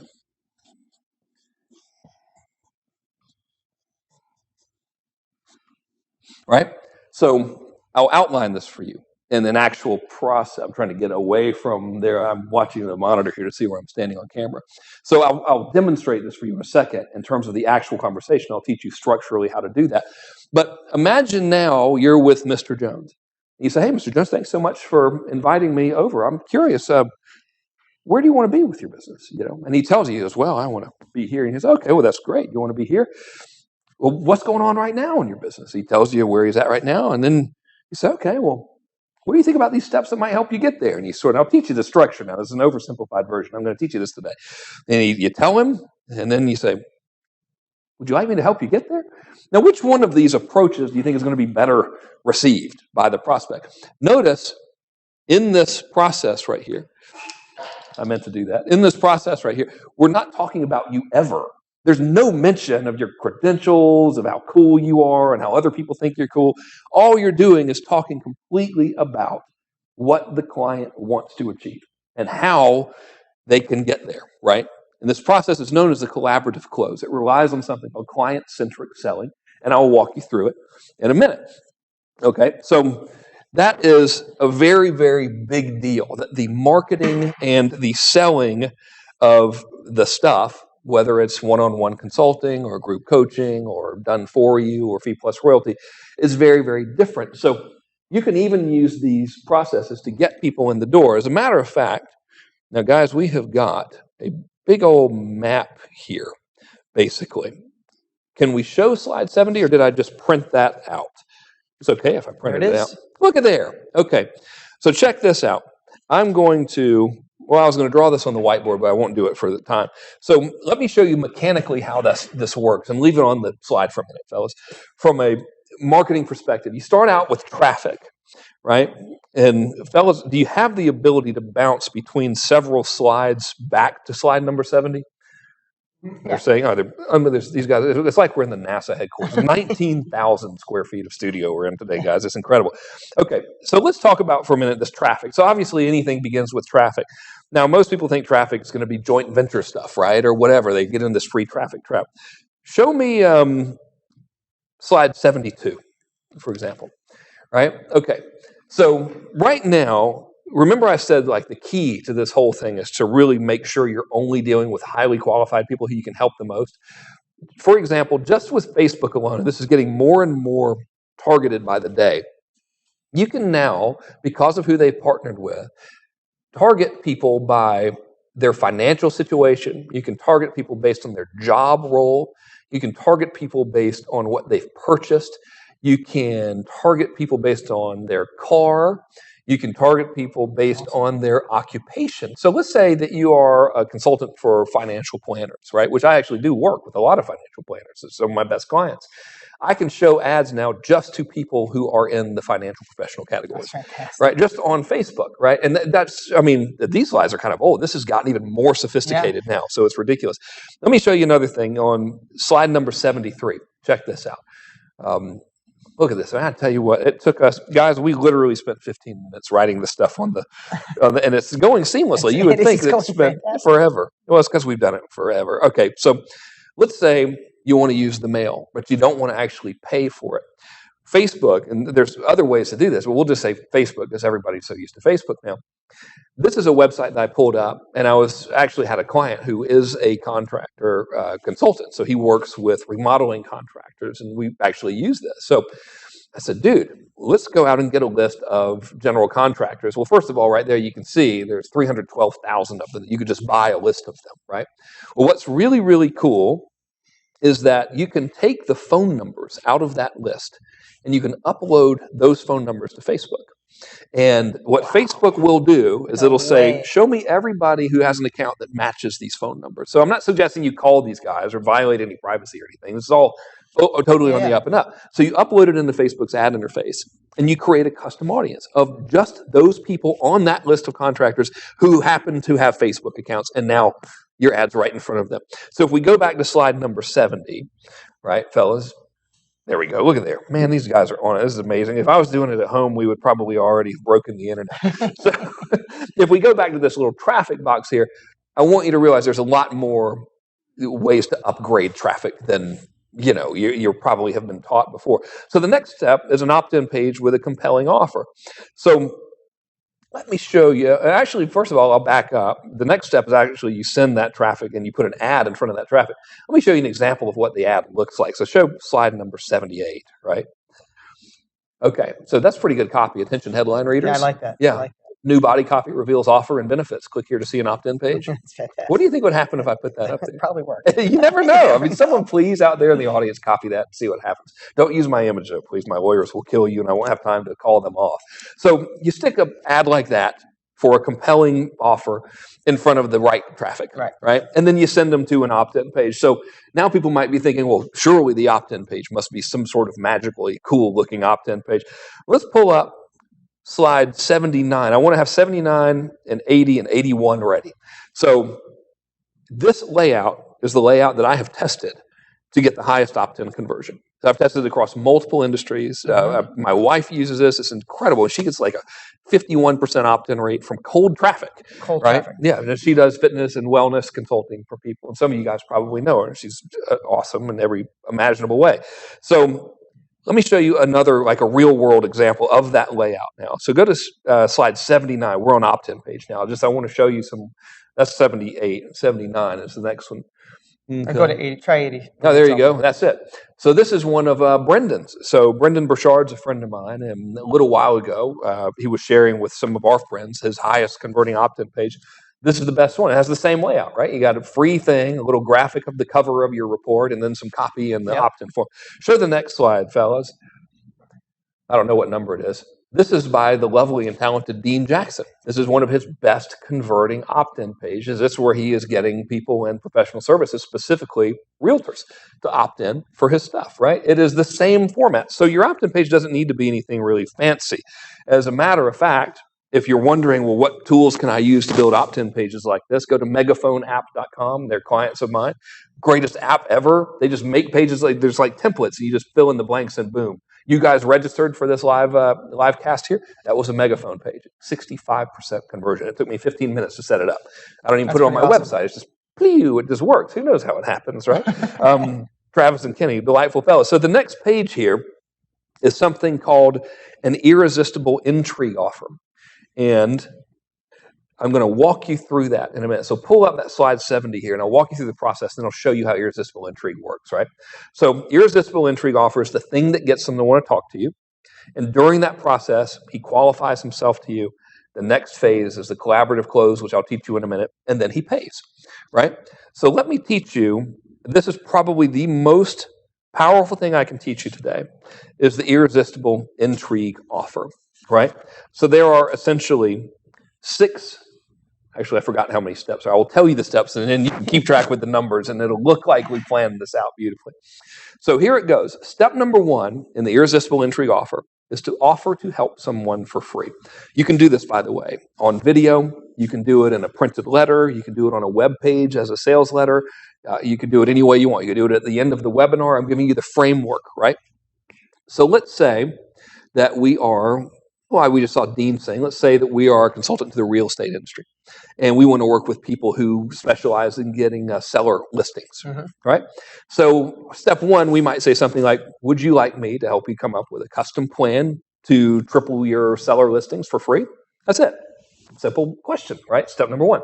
Step number 2 is to explain the benefits of your help, right? So we might say something like, during our conversation, I will show you 7 ways to get new seller listings, and chances are there is a pocket of underserved luxury homeowners in your area that are really dying to have someone knowledgeable help them, and I'll show you how to identify them and how to present to them so they become clients, right? So simple. Yep. Notice I have yet to talk about how cool I am, right? I'm just saying, here's what I'm going to do for you.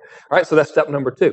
Now, what do you think is going to happen here? Like, you got the buyer, your prospect, he's reading it or watching it, and he says, they're offering to help me for free. They're telling me the benefits of what they're going to help me do. What do you think is going through their mind? They're probably saying, why are they doing this? Exactly. What's the catch? Okay. This is where you're going to immediately start being dramatically different from everyone else in your marketplace, right? We're going to do the unthinkable.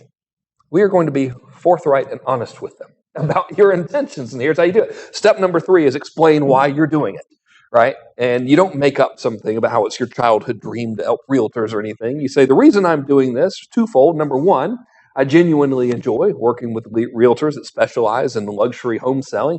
And number 2, some people that have this conversation with me might become clients. If you decide to become a client, my fees start at, we'll say, $10,000 a month, or whatever they are. I'm just making that number up, right? Dear God in heaven, what have we done? Right? We were transparent. Oh my goodness. God help us all.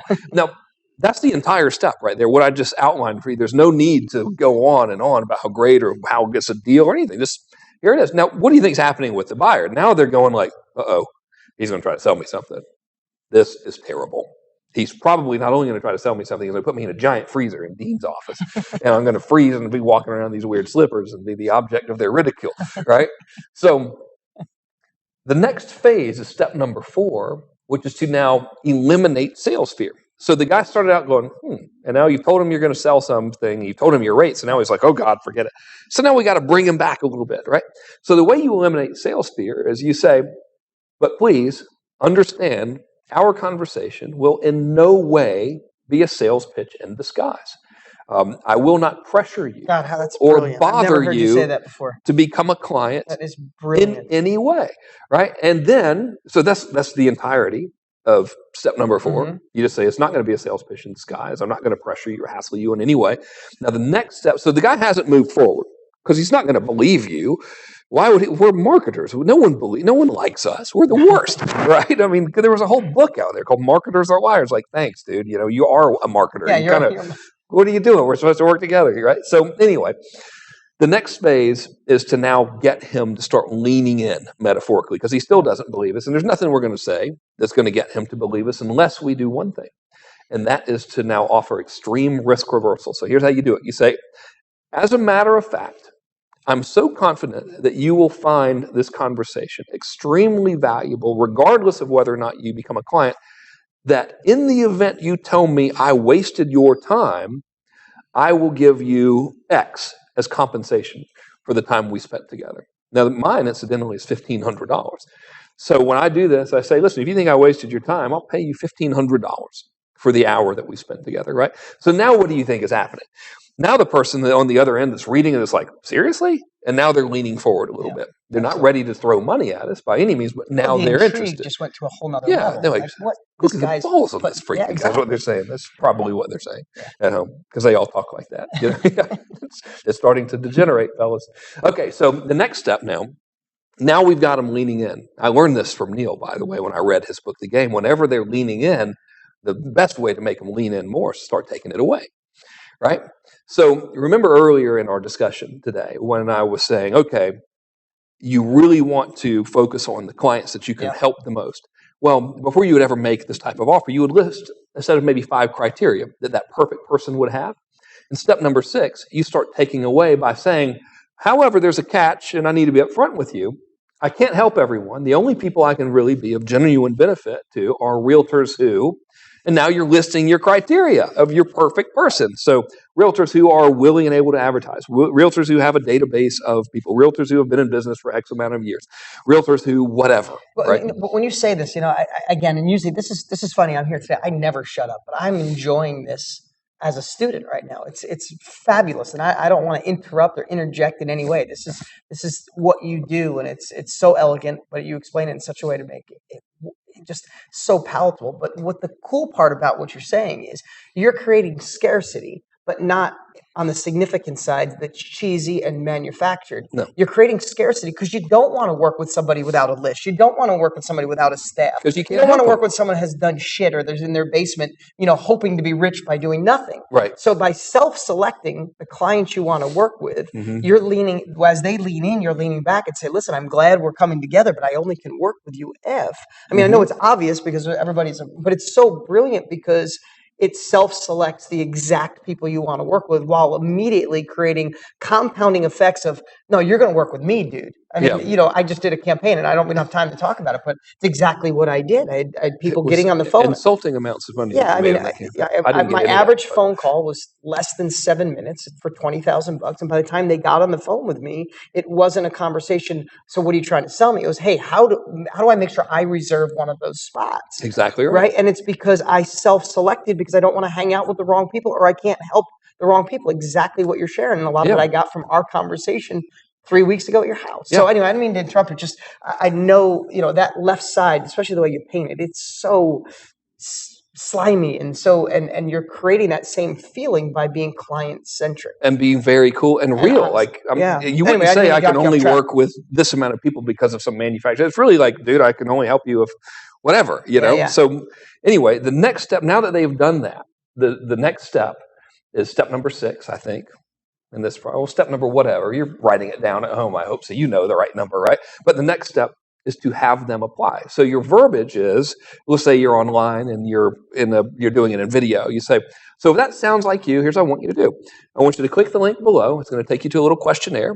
It's going to gather a little bit of information about your situation, see what you have going on, so I can make sure I'm best prepared to help you prior to our conversation. And that's essentially it. So that's step 7 or step number 6 is to get them to qualify themselves to you. Now, here's what this process gives you, by the way, right? So it sounds very, very simple. There are 2 things I want to point out. Number 1 is the polar opposite of the significance model, right? Which I wrote up there. So you're never talking about yourself. We've never manufactured any sort of credibility or had to mention it whatsoever. It's 100% cool. The net result of this is you have people who know who you are, know how much you charge. That's a huge one, right? They know your rates. They are applying to talk to you, basically now jumping through hoops to get to you. So the next phase of closing them, there are multiple ways to do it. I want to teach you one, which is a one-on-one conversation. It's called the collaborative close. So if we were to go back to slide 70 now, we are in this next to the last frame there, where it's the collaborative close occurs. And this is where you actually get the money, right? And I'll diagram the collaborative close for you, because this is a big deal. You can do it in person. I usually do mine over the phone, pacing around by my pool, strangely enough. I used to have a little worksheet that I would do, but I've gotten to where I can kind of knock them out in about 30 minutes. Now, I know that there's probably some people that are thinking wisely, because it's a normal thing to think, oh, wait a minute, you're telling me I have to make sales calls. And that is the opposite of what I'm suggesting to you. You would never speak with someone ever unless A, they know what you're charging and why you're charging it, they have qualified themselves to you, and B, you have looked at the stuff that they submitted on that little application and determined well in advance of the conversation, not only that you can help them, but exactly how you can help them. So in other words, you're only talking to the perfect customer, right? That you know you can blow their mind right there in the conversation, like I did for the process mapping dude, Joe, if you're watching. Thanks, welcome aboard, or Todd, the medical guy, right? Because it was easy. I knew what was going on. So here's are the steps. Number one, hello, how are you, etc. And I will teach you a little technique that I learned from a guy named Dan Sullivan. If you feel like spending about $8 to $12, go out to Amazon and get the Dan Sullivan question. It's a little book you can buy on Amazon.com, and it'll kind of teach you this languaging. First thing I do is I determine where they want to be, right? So that's here. Okay. And I ask them what I call it the Dan Sullivan question. He calls it the R factor question. And it's kind of a variation of this. I say, listen, thanks so much for reaching out to me, and I'm glad to be on the phone with you. And I'm curious that if we were having this conversation 12 months from today, and you were looking back over the past 12 months, what would have needed to happen for you to be happy with your progress? That opens up all kinds of stuff psychologically. Right? But here's what it's really, really getting me, is it's telling me where they want to go, what's going to make them happy, right? So this is your artistic contribution for the day. So let's say at the end of all of that, they're basically saying, well, I want to be at $2 million a year, right?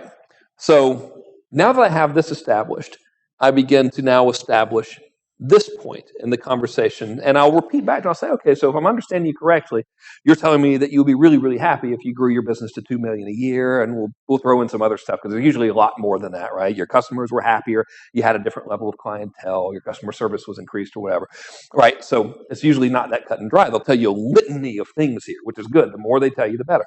So now I'll say, well, that's great. I'm curious. You reached out to me for a reason, and it's probably because there's some frustrations in your company or something. Tell me what's going on. And then you shut up. And they will tell you everything that's horrible that's going on, which you want to find out. So now you find out where they are. I'll just write that here, right? So now what we have two polar sides of this equation. We have where they are and where they want to be. And the collaborative close is a process of conversation that focuses on this, which a lot of sales trainers call this the gap, right? The distance between, this big gaping void between where they are and where they want to be, and how bad it sucks to be away from here. I don't focus on that. Instead, I draw the attention to the gap, and I collaboratively help them come up with a way to get there. So I will, on the phone with them, bridge the gap. So let me show you how I do it. So let's say they're at $1 million a year, right? The purpose of the collaborative close is to get them to, in their own words, come up with the plan to get to wherever they want to be. So the first thing I'll do is I'll say something like, okay, Bob, you're at $1 million a year, and what's your average unit of sale? And he'll say, well, it's 1,000, right? $1,000. I'll say, okay, it's $1,000 per unit, all right? And then I'll say, how many are you selling per month? And he'll tell me, and he'll say, well, I'm selling 100, right? So it's really 1.2 million a year, but whatever, we'll do easier math. So we're selling 100, right? So right now, I already know that I have two ways to get him to his 2 million. Number one, if I can get him twice the money per unit, maintaining the same amount of money per transaction, we're there. I also know if I can simply keep the price the same, but increase the units of transaction, we're there. I don't say anything at this point. I'm just thinking in my mind, things that I can do, right? So I might have a little column for notes, and I might write increase price, right here. This is just for my own use, right? I might say increase units. So to keep it simple, let's focus on this. One of the things I might say is, okay, so if I hear you correctly, your business is surviving entirely on 100 sales a month, and the average sale is $1,000 a sale, right? And Bob will say, yeah, dude, that's exactly what's going on. Well, because like you, I also have a predetermined bag of tricks, is what I call it. I know in my skill set, there's about 10 things I can immediately do to help this guy. One of them is the obvious. I'll say something like, let's say Bob's selling tires, right? I'll say, all right, Bob, you're selling these tires. Now, you got 100 sales a month of these tires. Is there anything else people might want to buy along with the tires that they could buy at the same time? And he might say, yeah, dude, most of them usually come back and they'll call us and they'll ask us if we have what would you buy? What's a tire maintenance kit? I don't even know. We'll just imagine this product exists. A tire maintenance kit. I'll say, okay, cool. They want to buy a tire maintenance kit. I'll say, Bob, if you sold that, what would your net profit be on that? And he would say, well, it's about, I'm writing it down, maintenance kit, right? He says, well, it's about $250, right? I'd say, okay, well, if we were to, say, in a one-click upsell environment, offer the tire maintenance kit with every purchase, do you think anyone might take it? And he would say yes or no, right? So I'm assuming he's agreeing with me. If he says yes, I say, okay, well, how many out of 100 do you think would take it? Let's say he says 25%. So, okay. Then I'll do the math. Now, I'm not saying this to him. I'm just doing the math, right? So that's 25 people times $25. The math people, someone tell me what that, or $250. What's that number amount to? 6.5, right? So 60. We got to have a calculator. I mean, we're on camera. We don't want to screw this up. Someone do the math real quick. 25 times 250. All right. So I said 65. Yeah, it's pretty good, right? So now we got an extra 6,000. $6,250 a month, right? So what I'm going to do throughout this is, here's one of my ways. It's going to be upsell, right? And then I'm going to say something like, Bob, do you ever go back within the first month of purchase and offer anything to the guys who bought your tires? And he'll say yes or no. He says no. I say, well, if you did, do you think they'd buy anything? And he'd say, well, yeah, probably. I'll say, how many do you have? He'll say 100,000 buyers over the past 10 years or whatever it may be, right? I'm kind of making stuff up for time. Long story short, I will then say, okay, Bob, well, what do you think we could sell them? And he might say, well, strangely, most of them want winter tires. I'll say, great. What's a pair of winter tires cost? He'll say, well, it's about $1,000 a pair of winter tires, right? And I'll say, okay, well, let's say we did a campaign every month to all the new buyers after their first 30 days. What percentage do you think would buy? He would say 25%, whatever it is. I'll do my little math here, right? Now that's easy. 25% of 100 buyers a month, whatever it was, times 1,000 is now an extra $25,000, right? So I will keep going through my bag of tricks, asking him questions in a leading fashion that is going to get him, is going to elicit the pathway from him to get to point A to point B. Now, why do you think it's important that I get him to tell me the plan? I know the plan already, but why do you think it's important for me to get him to tell me? Part of the process, part of the solution. He's got to be part of it. It's got to be his idea, right? So what I do now, so this is called the collaborative bridge building, right? So what I do at the next phase of this conversation is something that I call the prescription, all right? And this can take 30 minutes to an hour or whatever. It's all very pleasant, and there's no hard selling involved at all. In fact, I'll teach you my very hard close, okay? So the prescription goes like this. I say, okay, I want to make sure I've got everything right because we've done a lot of work together today. It sounds like, based on what you told me, that the first thing to do is to add this one-click upsell thing, right? And that's going to bring in a projected $6,500 a month, right? And then it sounds like the second thing we're going to do is, I'll just say back end, right? And the second thing we're going to do is we're going to add this back end, and that's going to make an additional $25,000 a month. And the third thing to do is, based on what you told me, we're going to do a 4-day cash machine, and that's going to add an extra $50,000 a month to all the converted or unconverted buyers, et cetera. Now, I'm not dictating this. Remember, prior to this prescription, he's the one that's told me everything, right? So then I'll add it all up and I'll say, gosh, it seems to me like that's about an extra $82,000 a month in revenue times 12 is about $1 million more in revenue. And I'll say, is that math right? Does that sound good to you? And he'll be like, yeah. And then I'll say this. I'll say, does that sound like a pretty good plan to you? What do you think he's going to say? He helped craft it. Yeah. Why is he going to say yes? Because it was largely his idea. Now, granted, I did the old Perry Mason leading questions there, but now I'll teach you my hard close methodology. Are you ready? This is very high pressure. Here it is, a top secret. The minute he says yes, that sounds like a good plan, I'll say, that's great. Would you like me to help you implement it? Done. That's the pitch. He says yes or no. Most of them say yes.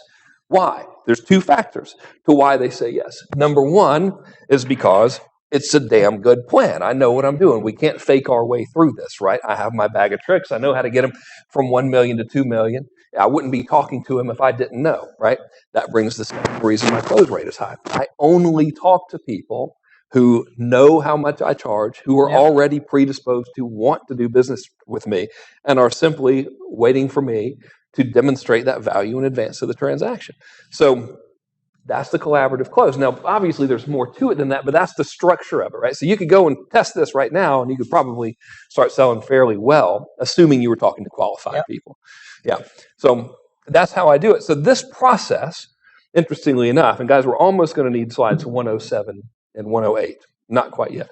This process is the same process that I have used to get to a little over 200 grand a month in one-on-one selling. It's the same process I used to get the $740,000 client. I emailed you about it, incidentally. All I did for that client, I did this process first, and then it was a fee plus royalty deal. That's all it was, right? I built some systems, and I'm getting my royalties and equities. Same close was used. Same marketing process was used, right? In a professional services environment that's just done for you, I built a campaign that sold over $1.5 million with professional services. Guess what it all hinged on? The irresistible intrigue offer to the collaborative close. Same with group coaching. So this whole methodology, this whole approach is what I have used personally in the past 18 months or so to sell around $6 million of these services, which I will now bundle up and call consulting, even though technically professional services isn't, fee plus royalty isn't. But to me, it's all kind of the same thing. It's the leveraging of the internet. You're getting paid for bringing value. Yeah, intellectual property. And if you would like me to personally help you implement this methodology in your own practice to get clients of your own and to manage them and to really start getting what you're worth and what you want from your marketplace instead of doing all the typical stressful internet marketing stuff, I would be absolutely delighted to do it. For the first time since last August, I'm going to be teaching an advanced consulting class live. And I'm going to be doing this on an interactive basis with a very small group of people. So now this is where it's not very seamless. If you'll bring up for us now that first batch of those slides, it should say week 1 on there. I'll tell you exactly what you're getting. So cool. Now this is a 6-week course. It is interactive. And here's what I mean by interactive. I'm going to give you the lessons and the content on Mondays. And then every Thursday, we're going to get on the phone and talk as a group and in person, and I'm going to help you implement what you learn in week 1. And this is significantly more effective than sending you a box of DVDs or whatever, because you're definitely going to have some questions. Like right now, you probably have some questions. I'm happy to answer them here in a minute, right? But we're going to need the interaction. Is the number one best way to ensure that people are happy with what they've invested in is when I can personally help them, right? And that's what I'm in the business of doing. I've worked across multiple industries, and that's how I'm going to help you. So let's talk about what happens in weeks 1 through 6 here. So if you could bring the slide back up, that would be pretty helpful, because brilliantly, I did not print this one slide out, right? So the first thing we're going to do is we're going to set the map, right? We can never get to our destination unless we know where it is and unless we build a map to get there.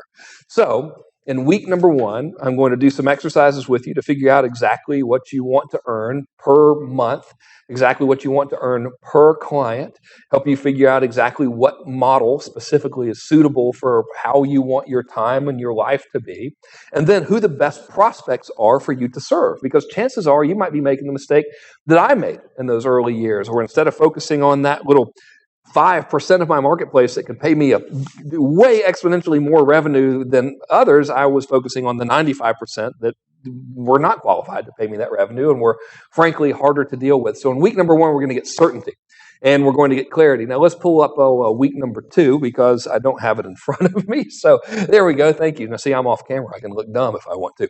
So in week number 2, I'm going to start giving you the marketing principles that create confidence and authority. Now, this isn't creating self-confidence in you. Your own unique ability is going to create self-confidence in you. But one of the reasons people are going to buy from you is because they are confident that you will be able to deliver them results. So one of the ways we do that, in addition to the obvious demonstration of the results, is that we use techniques that emulate our being celebrities. So I will show you how to be everywhere perceptively, or how to be perceived as being everywhere to your perfect target market. This does not mean go out and spend a fortune on advertising. It means find those perfect people and come present your message to them from multiple angles, right? I will show you how to establish authority and credibility almost instantly by using, I guess, what we could call weapons of authority and credibility, although that sounds that's a little aggressive.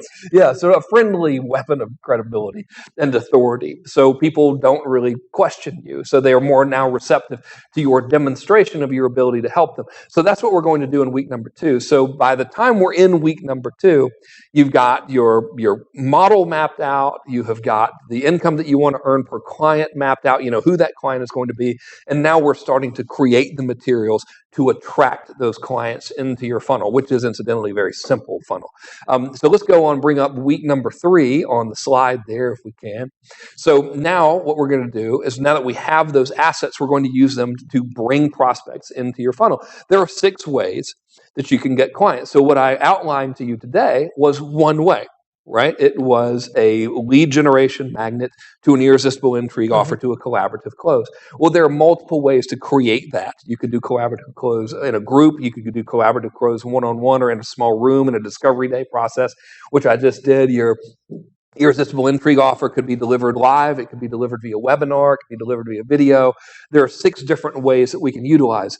Really, transparently, I don't think you need to use all 6. I don't use all 6. We just don't need that many clients. I doubt you are either. But one of them is going to appeal to you more than the next one might. So I want to create a situation where what you're doing, you're very good at it and it's energizing versus something that might be tedious. That's why we're going to go through all 6. So if we could bring up week number 4 there on the slides, that would be great. So in week number 4, I'm going to show you how to close sales. And I'm going to show you 2 ways. I'm going to show you the collaborative close methodology, which is what I use personally.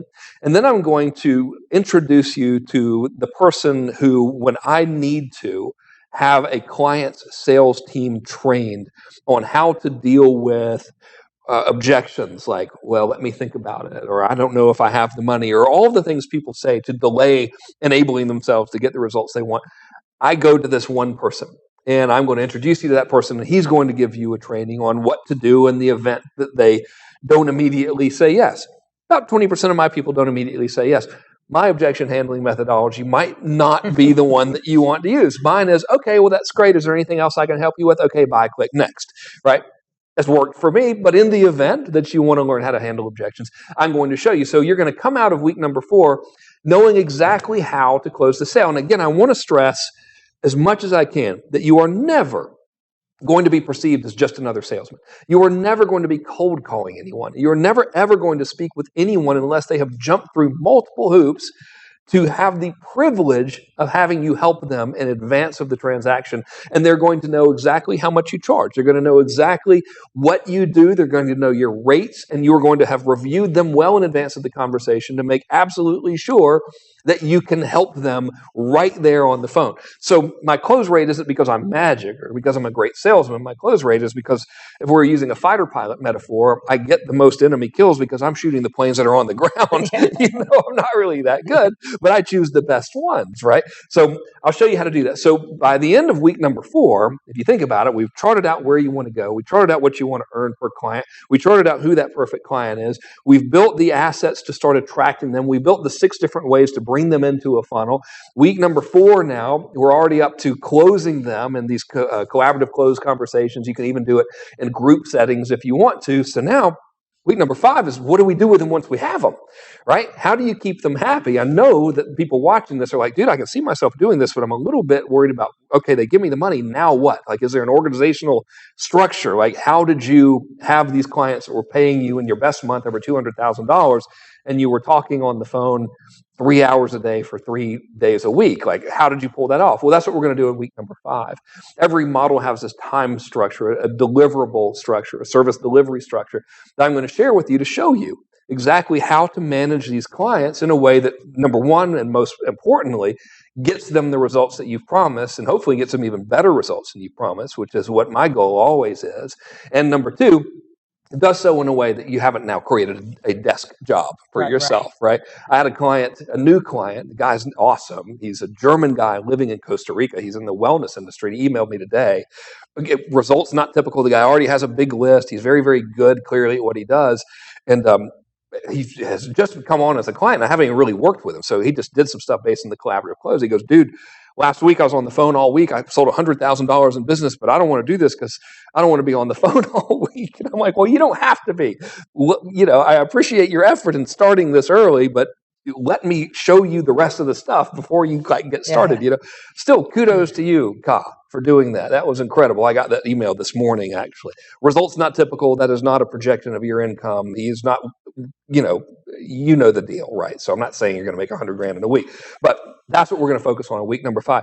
Week number 6, we're going to end with my showing you how to generate extra revenue, because let's face it, let's say you're building this and you're advertising regularly and you generate, for every 100 leads that you generate, let's use the 1% model, right? Every 100 leads you generate, you get 1 client. Let's say for every 200 leads you generate, you get 1 client. That's even more conservative. You know, let's say for every 300 leads you generate, you get 1 client. That's extra conservative, right? And let's say you only need, I don't know, let's pick a number, 10 clients arbitrarily, right? Well, now you got these 3,000 people and 2,990 of them have not become your customer. It doesn't mean that's not because they didn't want the results you might be able to help them get. That means that maybe today wasn't the right time, maybe they weren't ready, maybe you couldn't reach them, whatever.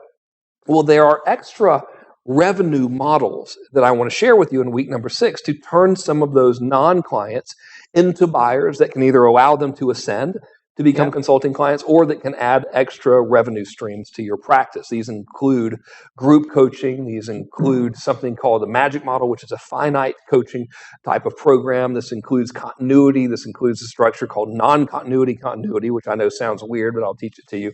This also includes professional services, such as outsourced, done for you, etc. So there are lots of other things that you can bolt onto your existing practice to generate extra revenue from the leads you have. So that is what we got. Now, the last time I sold this in this capacity, the price was 3 payments of $2,600. I sold $890,000 worth of this class last summer. And then, of course, I took a lot of time off and quit doing what worked so well. Actually, I ended up getting scooped up by that one client. We did a lot of work together, and I ended up taking more clients, right?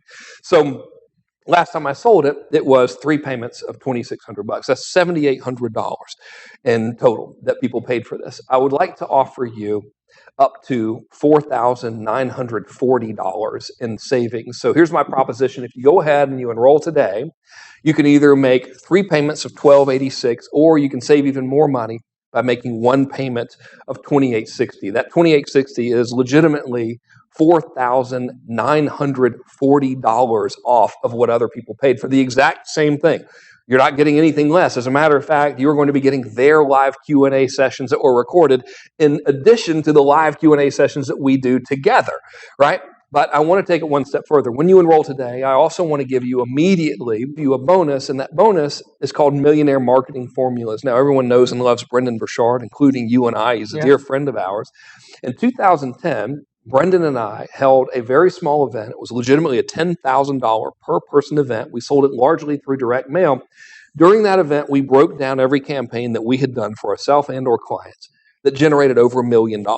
And I don't want to say we systemized the campaigns, but we kind of said, okay, here was step number 1. And we gave all the assets. We just walked through it. You know, here's how it worked. Here's the criteria in which it needs to be deployed in order for it to work well, et cetera. And people were thrilled, right? We filled it with direct mail, which is funny for internet people, right? We recorded that and we never, ever sold it. So what I would like to do as a bonus for people who enroll today is I'd like to give you that Millionaire Marketing Formulas event, 100% of it, unedited. Well, it's edited in the sense so you don't see us like on break or anything, but unedited, nothing good was cut out of it. All the transcripts, all the manuals, everything right there. So you're immediately going to get access to that. And interestingly enough, the third bonus that I would like to give you is something that people never think about when they think about me, and that is a direct mail swipe file. So you might be wondering, Frank, you said you sent out 1,000 letters, and only 1,000 letters generated 41 people who jumped through hoops. I'd like to have that letter. Well, I'll give it to you. They jumped through hoops for the opportunity to give you $100,000 plus 15% of all of their sales. Can we have the letter? The answer is yes. Of course you can have the letter. I'd be delighted to give you the letter. I want you to model it within reason to your business. Make sure everything you say is true, obviously. But it doesn't stop there. I've used direct mail for years. I've used direct mail to sell professional services, such as done-for-you marketing services. I've used direct mail for clients. I've used direct mail to generate leads outside of the internet marketing space. I'm talking about even in the space of generating leads from other consultants, in the space of generating leads from the dental market, in the space of generating leads from chiropractic, in the space of generating leads from home appliance markets. I've built all of this stuff through direct mail to generate consulting and professional service leads. And I want you to have that. And I want you to have a walkthrough of how I did it and how I picked the list, who the mail brokers I used were, how I bought the list, what the envelope said, what the font was, what the pieces were, everything. Because, look, I mean, the internet's great. It's a joke. It's a joke to offline marketing. And if you want to do higher end stuff, sometimes it's easier just to type a letter one time, call the mail lady, say, Alice, will you please mail this? She says, yes, here's the list, go, and then stuff happens, rather than building all of these systems, right? So those are the three bonuses that I want you to have as fast action bonuses in addition to doing this. I'll tell you what, this isn't on the slide, but I think I want to go the extra mile here. All right. Okay, can we do it? Yeah. I'm starting to feel like a salesman. I'm feeling pretty good. I like to pitch. Dude, I'm enjoying just sitting here. This is usually me. I've been doing this every week for years. I'm inspired by I'm having an amazing time just sitting You don't even have to do it right now. No, I'm loving it. Guys, can I give you something else? I want to give you the coolest thing possible. So back in August, late August or early September, I did the first product launch I've done in 4 years. It was to launch a product called Mass Conversion, which is the updated follow-up to what you bought that helped you so much, which was Mass Control. Now, here's what happened during that launch. Number one, it was a $1.4 million launch, which was great, and it was about 2 days. On day number, I did. So on day number 2, the shopping cart got a little bit weird, and it got a little bit buggy, and I was like, I got 2 choices right now. I could try to fix this and deal with it and then email everybody and say the shopping cart had problems and then they're going to think you're crazy, you're just trying to sell more stuff. Or I could just shut it down and go back to consulting, which is going to make me infinitely more money than messing around with this crap is in the first place. Yeah. I opted for door number 2, which was to go back to this stuff, which is, in my opinion, significantly more lucrative. The course, however, Mass Conversion, is phenomenal.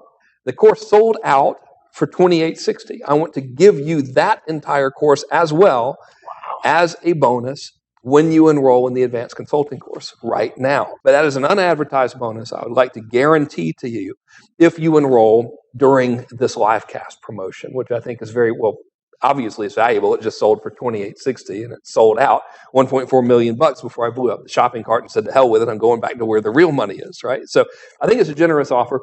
If you can help people, if you have that desire to help people get more results faster and more efficiently than they could do it for themselves, and you want some guidance on how to attract the right customers and clients into your business, and you want some guidance on how to convert them into paying clients without being all douchey like traditional internet marketing and without being salesy, in a way that makes everybody happy and delivers value 100% of the way, I'd be delighted to help you do it. I've been doing it a lot for the past couple of years. It's almost what I do exclusively for clients across all industries. I believe it's the greatest field in the world to operate in, and I think you're going to enjoy it as well. You know, as I listen, it's the reason I asked you to come here. You know, when I go on TV, if you've ever seen my infomercials, I've been on every day for 15 years, and as I always believed in what I sold. I mean, I was a broke kid who lived in a trailer park and then ended up becoming a millionaire in my 20s because of real estate. I own 600 properties right now. I'm passionate about what I do. But as I evolved, and I see this with you, Frank, is I feel ethically obligated to get people to give me money for my products. Because there's 2 things that happen. You're at home right now. Maybe you're on the fence. You're sitting here thinking about it. You spent over 2 hours with us, which was fantastic. I sat here just like you did. I barely talked, right? You over 2 hours, right? Oh, seriously? Is that long? But if not Frank and this and now, then what went? And when I am so passionate about knowing that what I do in someone's hand that's ready to take action. Frank said it the best in the beginning. If you're planning on getting something and doing nothing and hoping for massive results, I don't want any clients like that. For me, I know Frank doesn't either. Please, I can't. But I've watched what Frank's done and what he delivers in my own life by getting mass control and doing millions of dollars. Right? Again, it's not typical, but I did following what he created. The order page is up. Awesome. But knowing that if you don't take action today with this product, what's going to be different, right? I mean, it's an overused statement, but the definition of insanity, trying the same thing over and over and expecting a different result. When Frank shared me what he was doing for consulting, first of all, what this opportunity was, I didn't even know you were throwing in your new mass conversion. But when he shared this, I said, dude, you have to do another one. You are obligated to your list, to the people who follow you, to get this in their hands if they don't have it. I just want you to know something. We're using my studio. I can count 1, 2, 3, 4, 5, 6, 7, 8. We're in my studio. Including my illegitimate child. Including your illegitimate child. Yeah. I want you to know something. I'm doing this for Frank. I'm not getting a penny from you. Are you giving me a dime? I bought dinner last night. Yeah, and I tried to unbelievable. Get it, but it wasn't a great dinner. I did the sneak attack on you. But I'm not getting anything because I'm truly at a point in my life where people need the right wisdom. You know, so many people struggle and they're doing the same thing. It's like they're treadmill entrepreneurs, not ladder entrepreneurs. They're going faster, they're going harder, they want more, but they're just burning on the treadmill. And what Frank delivers is the ability to run on a ladder. Again, it doesn't mean you're going to get this and be rich overnight or have the results Frank has, but to have the roadmap that someone tested and is true tested to get in the game as fast as you can and maybe stand apart from the other internet marketers out there who are all fighting over the small crackers when there's a whole freaking planet waiting to be attacked, $1 billion a year industry. And this is the guy that can get you in. So, you know, you might sit on the fence and think this could be good, but, you know, here's one thing I know, and there's very few people on the planet I've ever seen do it. You do it, I do it, and I saw Brendan Burchard do it. And I haven't been around a bunch of other marketers to understand, but I observe and I know which ones are reading teleprompters. Are you talking about the pole dancing? Yeah, no, teleprompter. Oh, okay, never mind that. Let me just share something. For somebody to come up here and speak for 2 hours from the heart with a couple of notes on a yellow pad. Great penmanship, though. It means it comes from the heart. It means it comes from a place of pureness, of the desire not only to know this stuff, but the desire to get you engaged. I haven't used a script on my infomercials in 8 years. I don't use it when I talk on my videos. I could go 2 hours, but there's very few people who do it because most people are trying to remember what to say to get you to buy rather than delivering the wisdom that can transform your life and you wanting to come to Frank. And the ability, and you doing this live is so freaking awesome. And I'm glad I sparked you to do this. Again, like I said, this is the greatest thing. I know this is probably costing you like 30 grand. No, but I got to get out of here before he gives me the bill. But I won't go on and on. I haven't spoke. I don't want to seem like the guy that doesn't know what to say. I enjoyed listening, but I enjoyed listening so much. In fact, this video alone, the value you delivered, I'm going to make sure my team not only watches this again, the ones that aren't here right now, but we need to get in that training course. I mean, those 6 weeks are transformational. Even if you're not going straight into consulting, all those pieces, the swipe file, the bonuses, the ability to get your new mass conversion. Mm-hmm. I mean, unbelievable. So guys, if you're sitting on the fence, you know what you want to do. It's time to click the button below and get engaged. And if you want to join the class in this capacity where you have direct access to me and you can really get that value from me looking at what you wrote, for me, like coaching you, okay, you had a call. The guy didn't become a client, but he was perfect. Tell me what happened. Tell me how I can help you. Oh, I've done that before. I can already tell you what it's going to be. You're going to give him too much stuff, and you're going to freak him out. But when that happens, I'm going to be there to be like, oh, here's what you say next time. Good job on that one, and here's how to do it. You know, when you want me to look at your irresistible intrigue offer and you're going to go off the rails and talk about how great you are and your credentials, I'm going to say, all right, man, here's another way to word that. You know, when you have questions about, well, I'm torn between this market and this market. Here are the customers I primarily serve right now. I'm going to say, well, you know, based on what you told me and based on my research into this market I've been doing during this conversation, maybe you might want to focus on these guys because according to this, this, and this is where the money is. And you'll say, yeah, dude, okay, and I'll save you all of that time in doing that. So really, I'm offering this level 2 on that run. Let's do it together.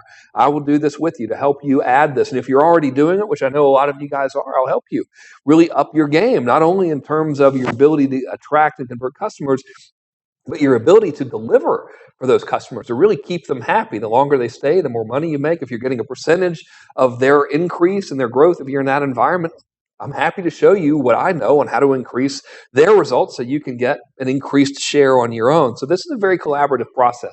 Like I said, last time I did this, I've only taught it live in this capacity one time.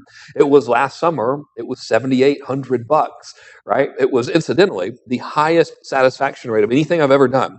So I'm like a weird OCD kind of guy. I look at all the numbers and I'll say, okay, what worked from a customer satisfaction standpoint? And this was like way over 90%. Everyone was thrilled.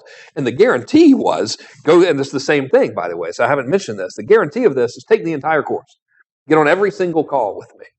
Do all 6 weeks of this. And if at the end of it, you're not where you want to be and you don't think it was useful, let me know. You have all your money back.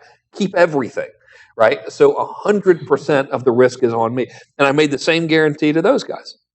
It was minimal, right? I mean, I had a couple guys couldn't make the calls or whatever. I got sick and blah, blah, blah. But it was pretty much next to nothing. And everyone was cool and happy and it was awesome. So this is, in my opinion, my very best work you can get. And nothing would make me happier than if you're in the internet marketing on the treadmill, the hamster wheel, as my friend Perry Marshall describes it, right? Nothing would make me happier to help you escape and ascend into what I call the world of real commerce, because I can assure you, if you look back historically at people who have gotten truly wealthy, how many of them are information marketers? I don't think that many, right? So where are the information marketers 20 years from now, 15 years from now? There's like a handful of them are still doing business, and the rest of them have either burned out or burned their communities out. There's so much more out there. If you have that talent to where you are able to market, and incidentally, there's all kinds of consultants out there. I mean, the guy that I talked to this morning that I told you about that did 100K in a week, this is what he told me. I haven't verified this. I can't imagine he would lie, right? The guy is literally in the raw food and nutrition market. So what do you think they talk about? I mean, what could they possibly... I used to joke about when I would do this presentation, I have a slide, there's like 2.3 million results or something for a raw food consultant, right? I never knew I would actually have one as a client. God knows what they talk about. Like, what are they saying? I'm thinking about having steak for dinner. I don't think you should have it. Whatever. But then they're happy and everyone's thrilled, right? So this isn't limited just to business stuff, but I know most of you guys on here are in the world of marketing, and I'm telling you, man, what you're undervaluing so much. If you're in the business of like just teaching the internet marketing stuff, you could take that same knowledge and help an existing real business with some momentum. Yeah, real people with momentum results. that end up being great friends because you transform their life. And they'll still, results not typical, whatever, but maybe you'll have this weird existential argument with them where they want to continue paying you, even though you've really given them everything they could possibly need and now just want to hang out. I hope you have that problem. Well, cool. So before we go, again, I think if you're still watching, again, we're over 2 hours, which is fantastic. But the wisdom you deliver. I always go long, and I should have prepped you for that. I was like, dude, it's going to be forever. I'm not, dude. You already ruined my day. So I'm kidding. I did that on purpose. It's awesome, dude. I told you, I sat here and absorbed, and because there's so many things that you teach that I teach or I know, but sometimes it's just that one little thing. I got 2 things today that are just. Yesterday, us just sitting in that room back there talking about the new venture I'm going into. The one little tweak you suggested is a game changer. Yep. It's transformational. So, if you're still watching us, if it's not going to take money off the table, if you're not going to have to rob a grocery store, don't rob any grocery stores. Pawn shops, maybe. I think you're obligated to give yourself the opportunity to try this. So, before we shut it down, did Marabi get you that picture? Mike, do you have that picture? Can we put that up? Can we take a question? There we go. Yeah, let's. This was terrible. Okay. That is okay. So we can come back. That's cool. So I was at Tony Robbins' house. He's a good friend and just a wonderful guy. And I was at his house, and we're racing off someplace. He goes, before we go, did you ever do the hyper? The death tube. What's it called? I think What's the name of it? Called. Kairos. So Tony says to me, you got to try this. I said, well, what is it? He goes, dude, you'll feel on fire all day. It flushes out your lymphatic system. It kills all inflammation. Google it and see. So go in the other room. Tony's got that looking machine there. It looks like a stand-up coffin with steam coming out. Yeah, it was invented by the Nazis, I'm pretty sure. And they were trying to It goes down to 280 degrees below zero. And that's what I was in that picture. If you pull that thing up, that is me Yeah, go back to 280 degrees. Yeah, and the funny part is I should have showed the other pictures. That's the only one you were smiling. The rest you were like, oh, shit. Like, it causes you to say bad words over and over while you're in there. Because it really goes to 280 degrees below zero in seconds, and you do it for about 2 minutes. But did you feel the buzz when you get out? So long story short, I do it at Tony's, and I'm so cold I want to get out. And Tony, if you know Tony, he's tall enough to look over. I'm jacked up this high. There's a little like elevator in there, so your head's up. I'm jacked up this high, and him and I are he's level, just looking right? at you. And he's like, "Don't be a baby, do it," right in my face. And I sat in there, but I felt so amazing that Tony hooked me up with the guy. I bought one, and it's here in the office. And we got Frank to go freeze before we started, and that's why he has slippers on because those were the freezer slippers. They were the freezer slippers because you got to wear gloves and slippers. So So we tried freezing. Yeah. Can we take a question or two? Yeah, let's do it. Can we take questions? You can just yell them out. Okay, so you want to go over to the computer? Why don't we go over to the computer so we can end being on here and then go over there? Does that work? I should walk over there. Yeah, does that work? I've never done a Livecast before. Kill. That's how we'll do it. So, so everybody, Frank's running over to the computer. We got his illegitimate son sitting on there right now, monitoring the questions. You can just read some out that sound pretty good and easy. If you want to. You want to do a couple of those? The keyword there is easy. Or is there easy. Too many coming in? Yeah. Let's see. So what we're going to do is we're going to walk over to the computer, shut this off here. Guys, get engaged. I wouldn't be here wasting my time, energy, and effort if I didn't think it was something that can make an impact on your life. And I took the time today, not because of money, just because when I see something that can make a change in someone's life, they need it in their hands. So that's why I spent the time. If you didn't know who I was before, maybe you know a little bit about me, but this wasn't about me. It was about you. So hopefully you'll take action. And Frank, why don't we shut down the filming? Take care. Nice seeing you all. And stay on. Ask any questions for Frank. He's going to hang out over there. And I was going to answer them on camera. So you want me to type them in? Yeah. You can just tell me. Yeah, Jeremy will type them in. He's fantastic. This is how we always do it. There might be a better way to do it on camera. Next time, we'll have it more sophisticated. Okay. All right, guys. Ask your questions. Frank will be there.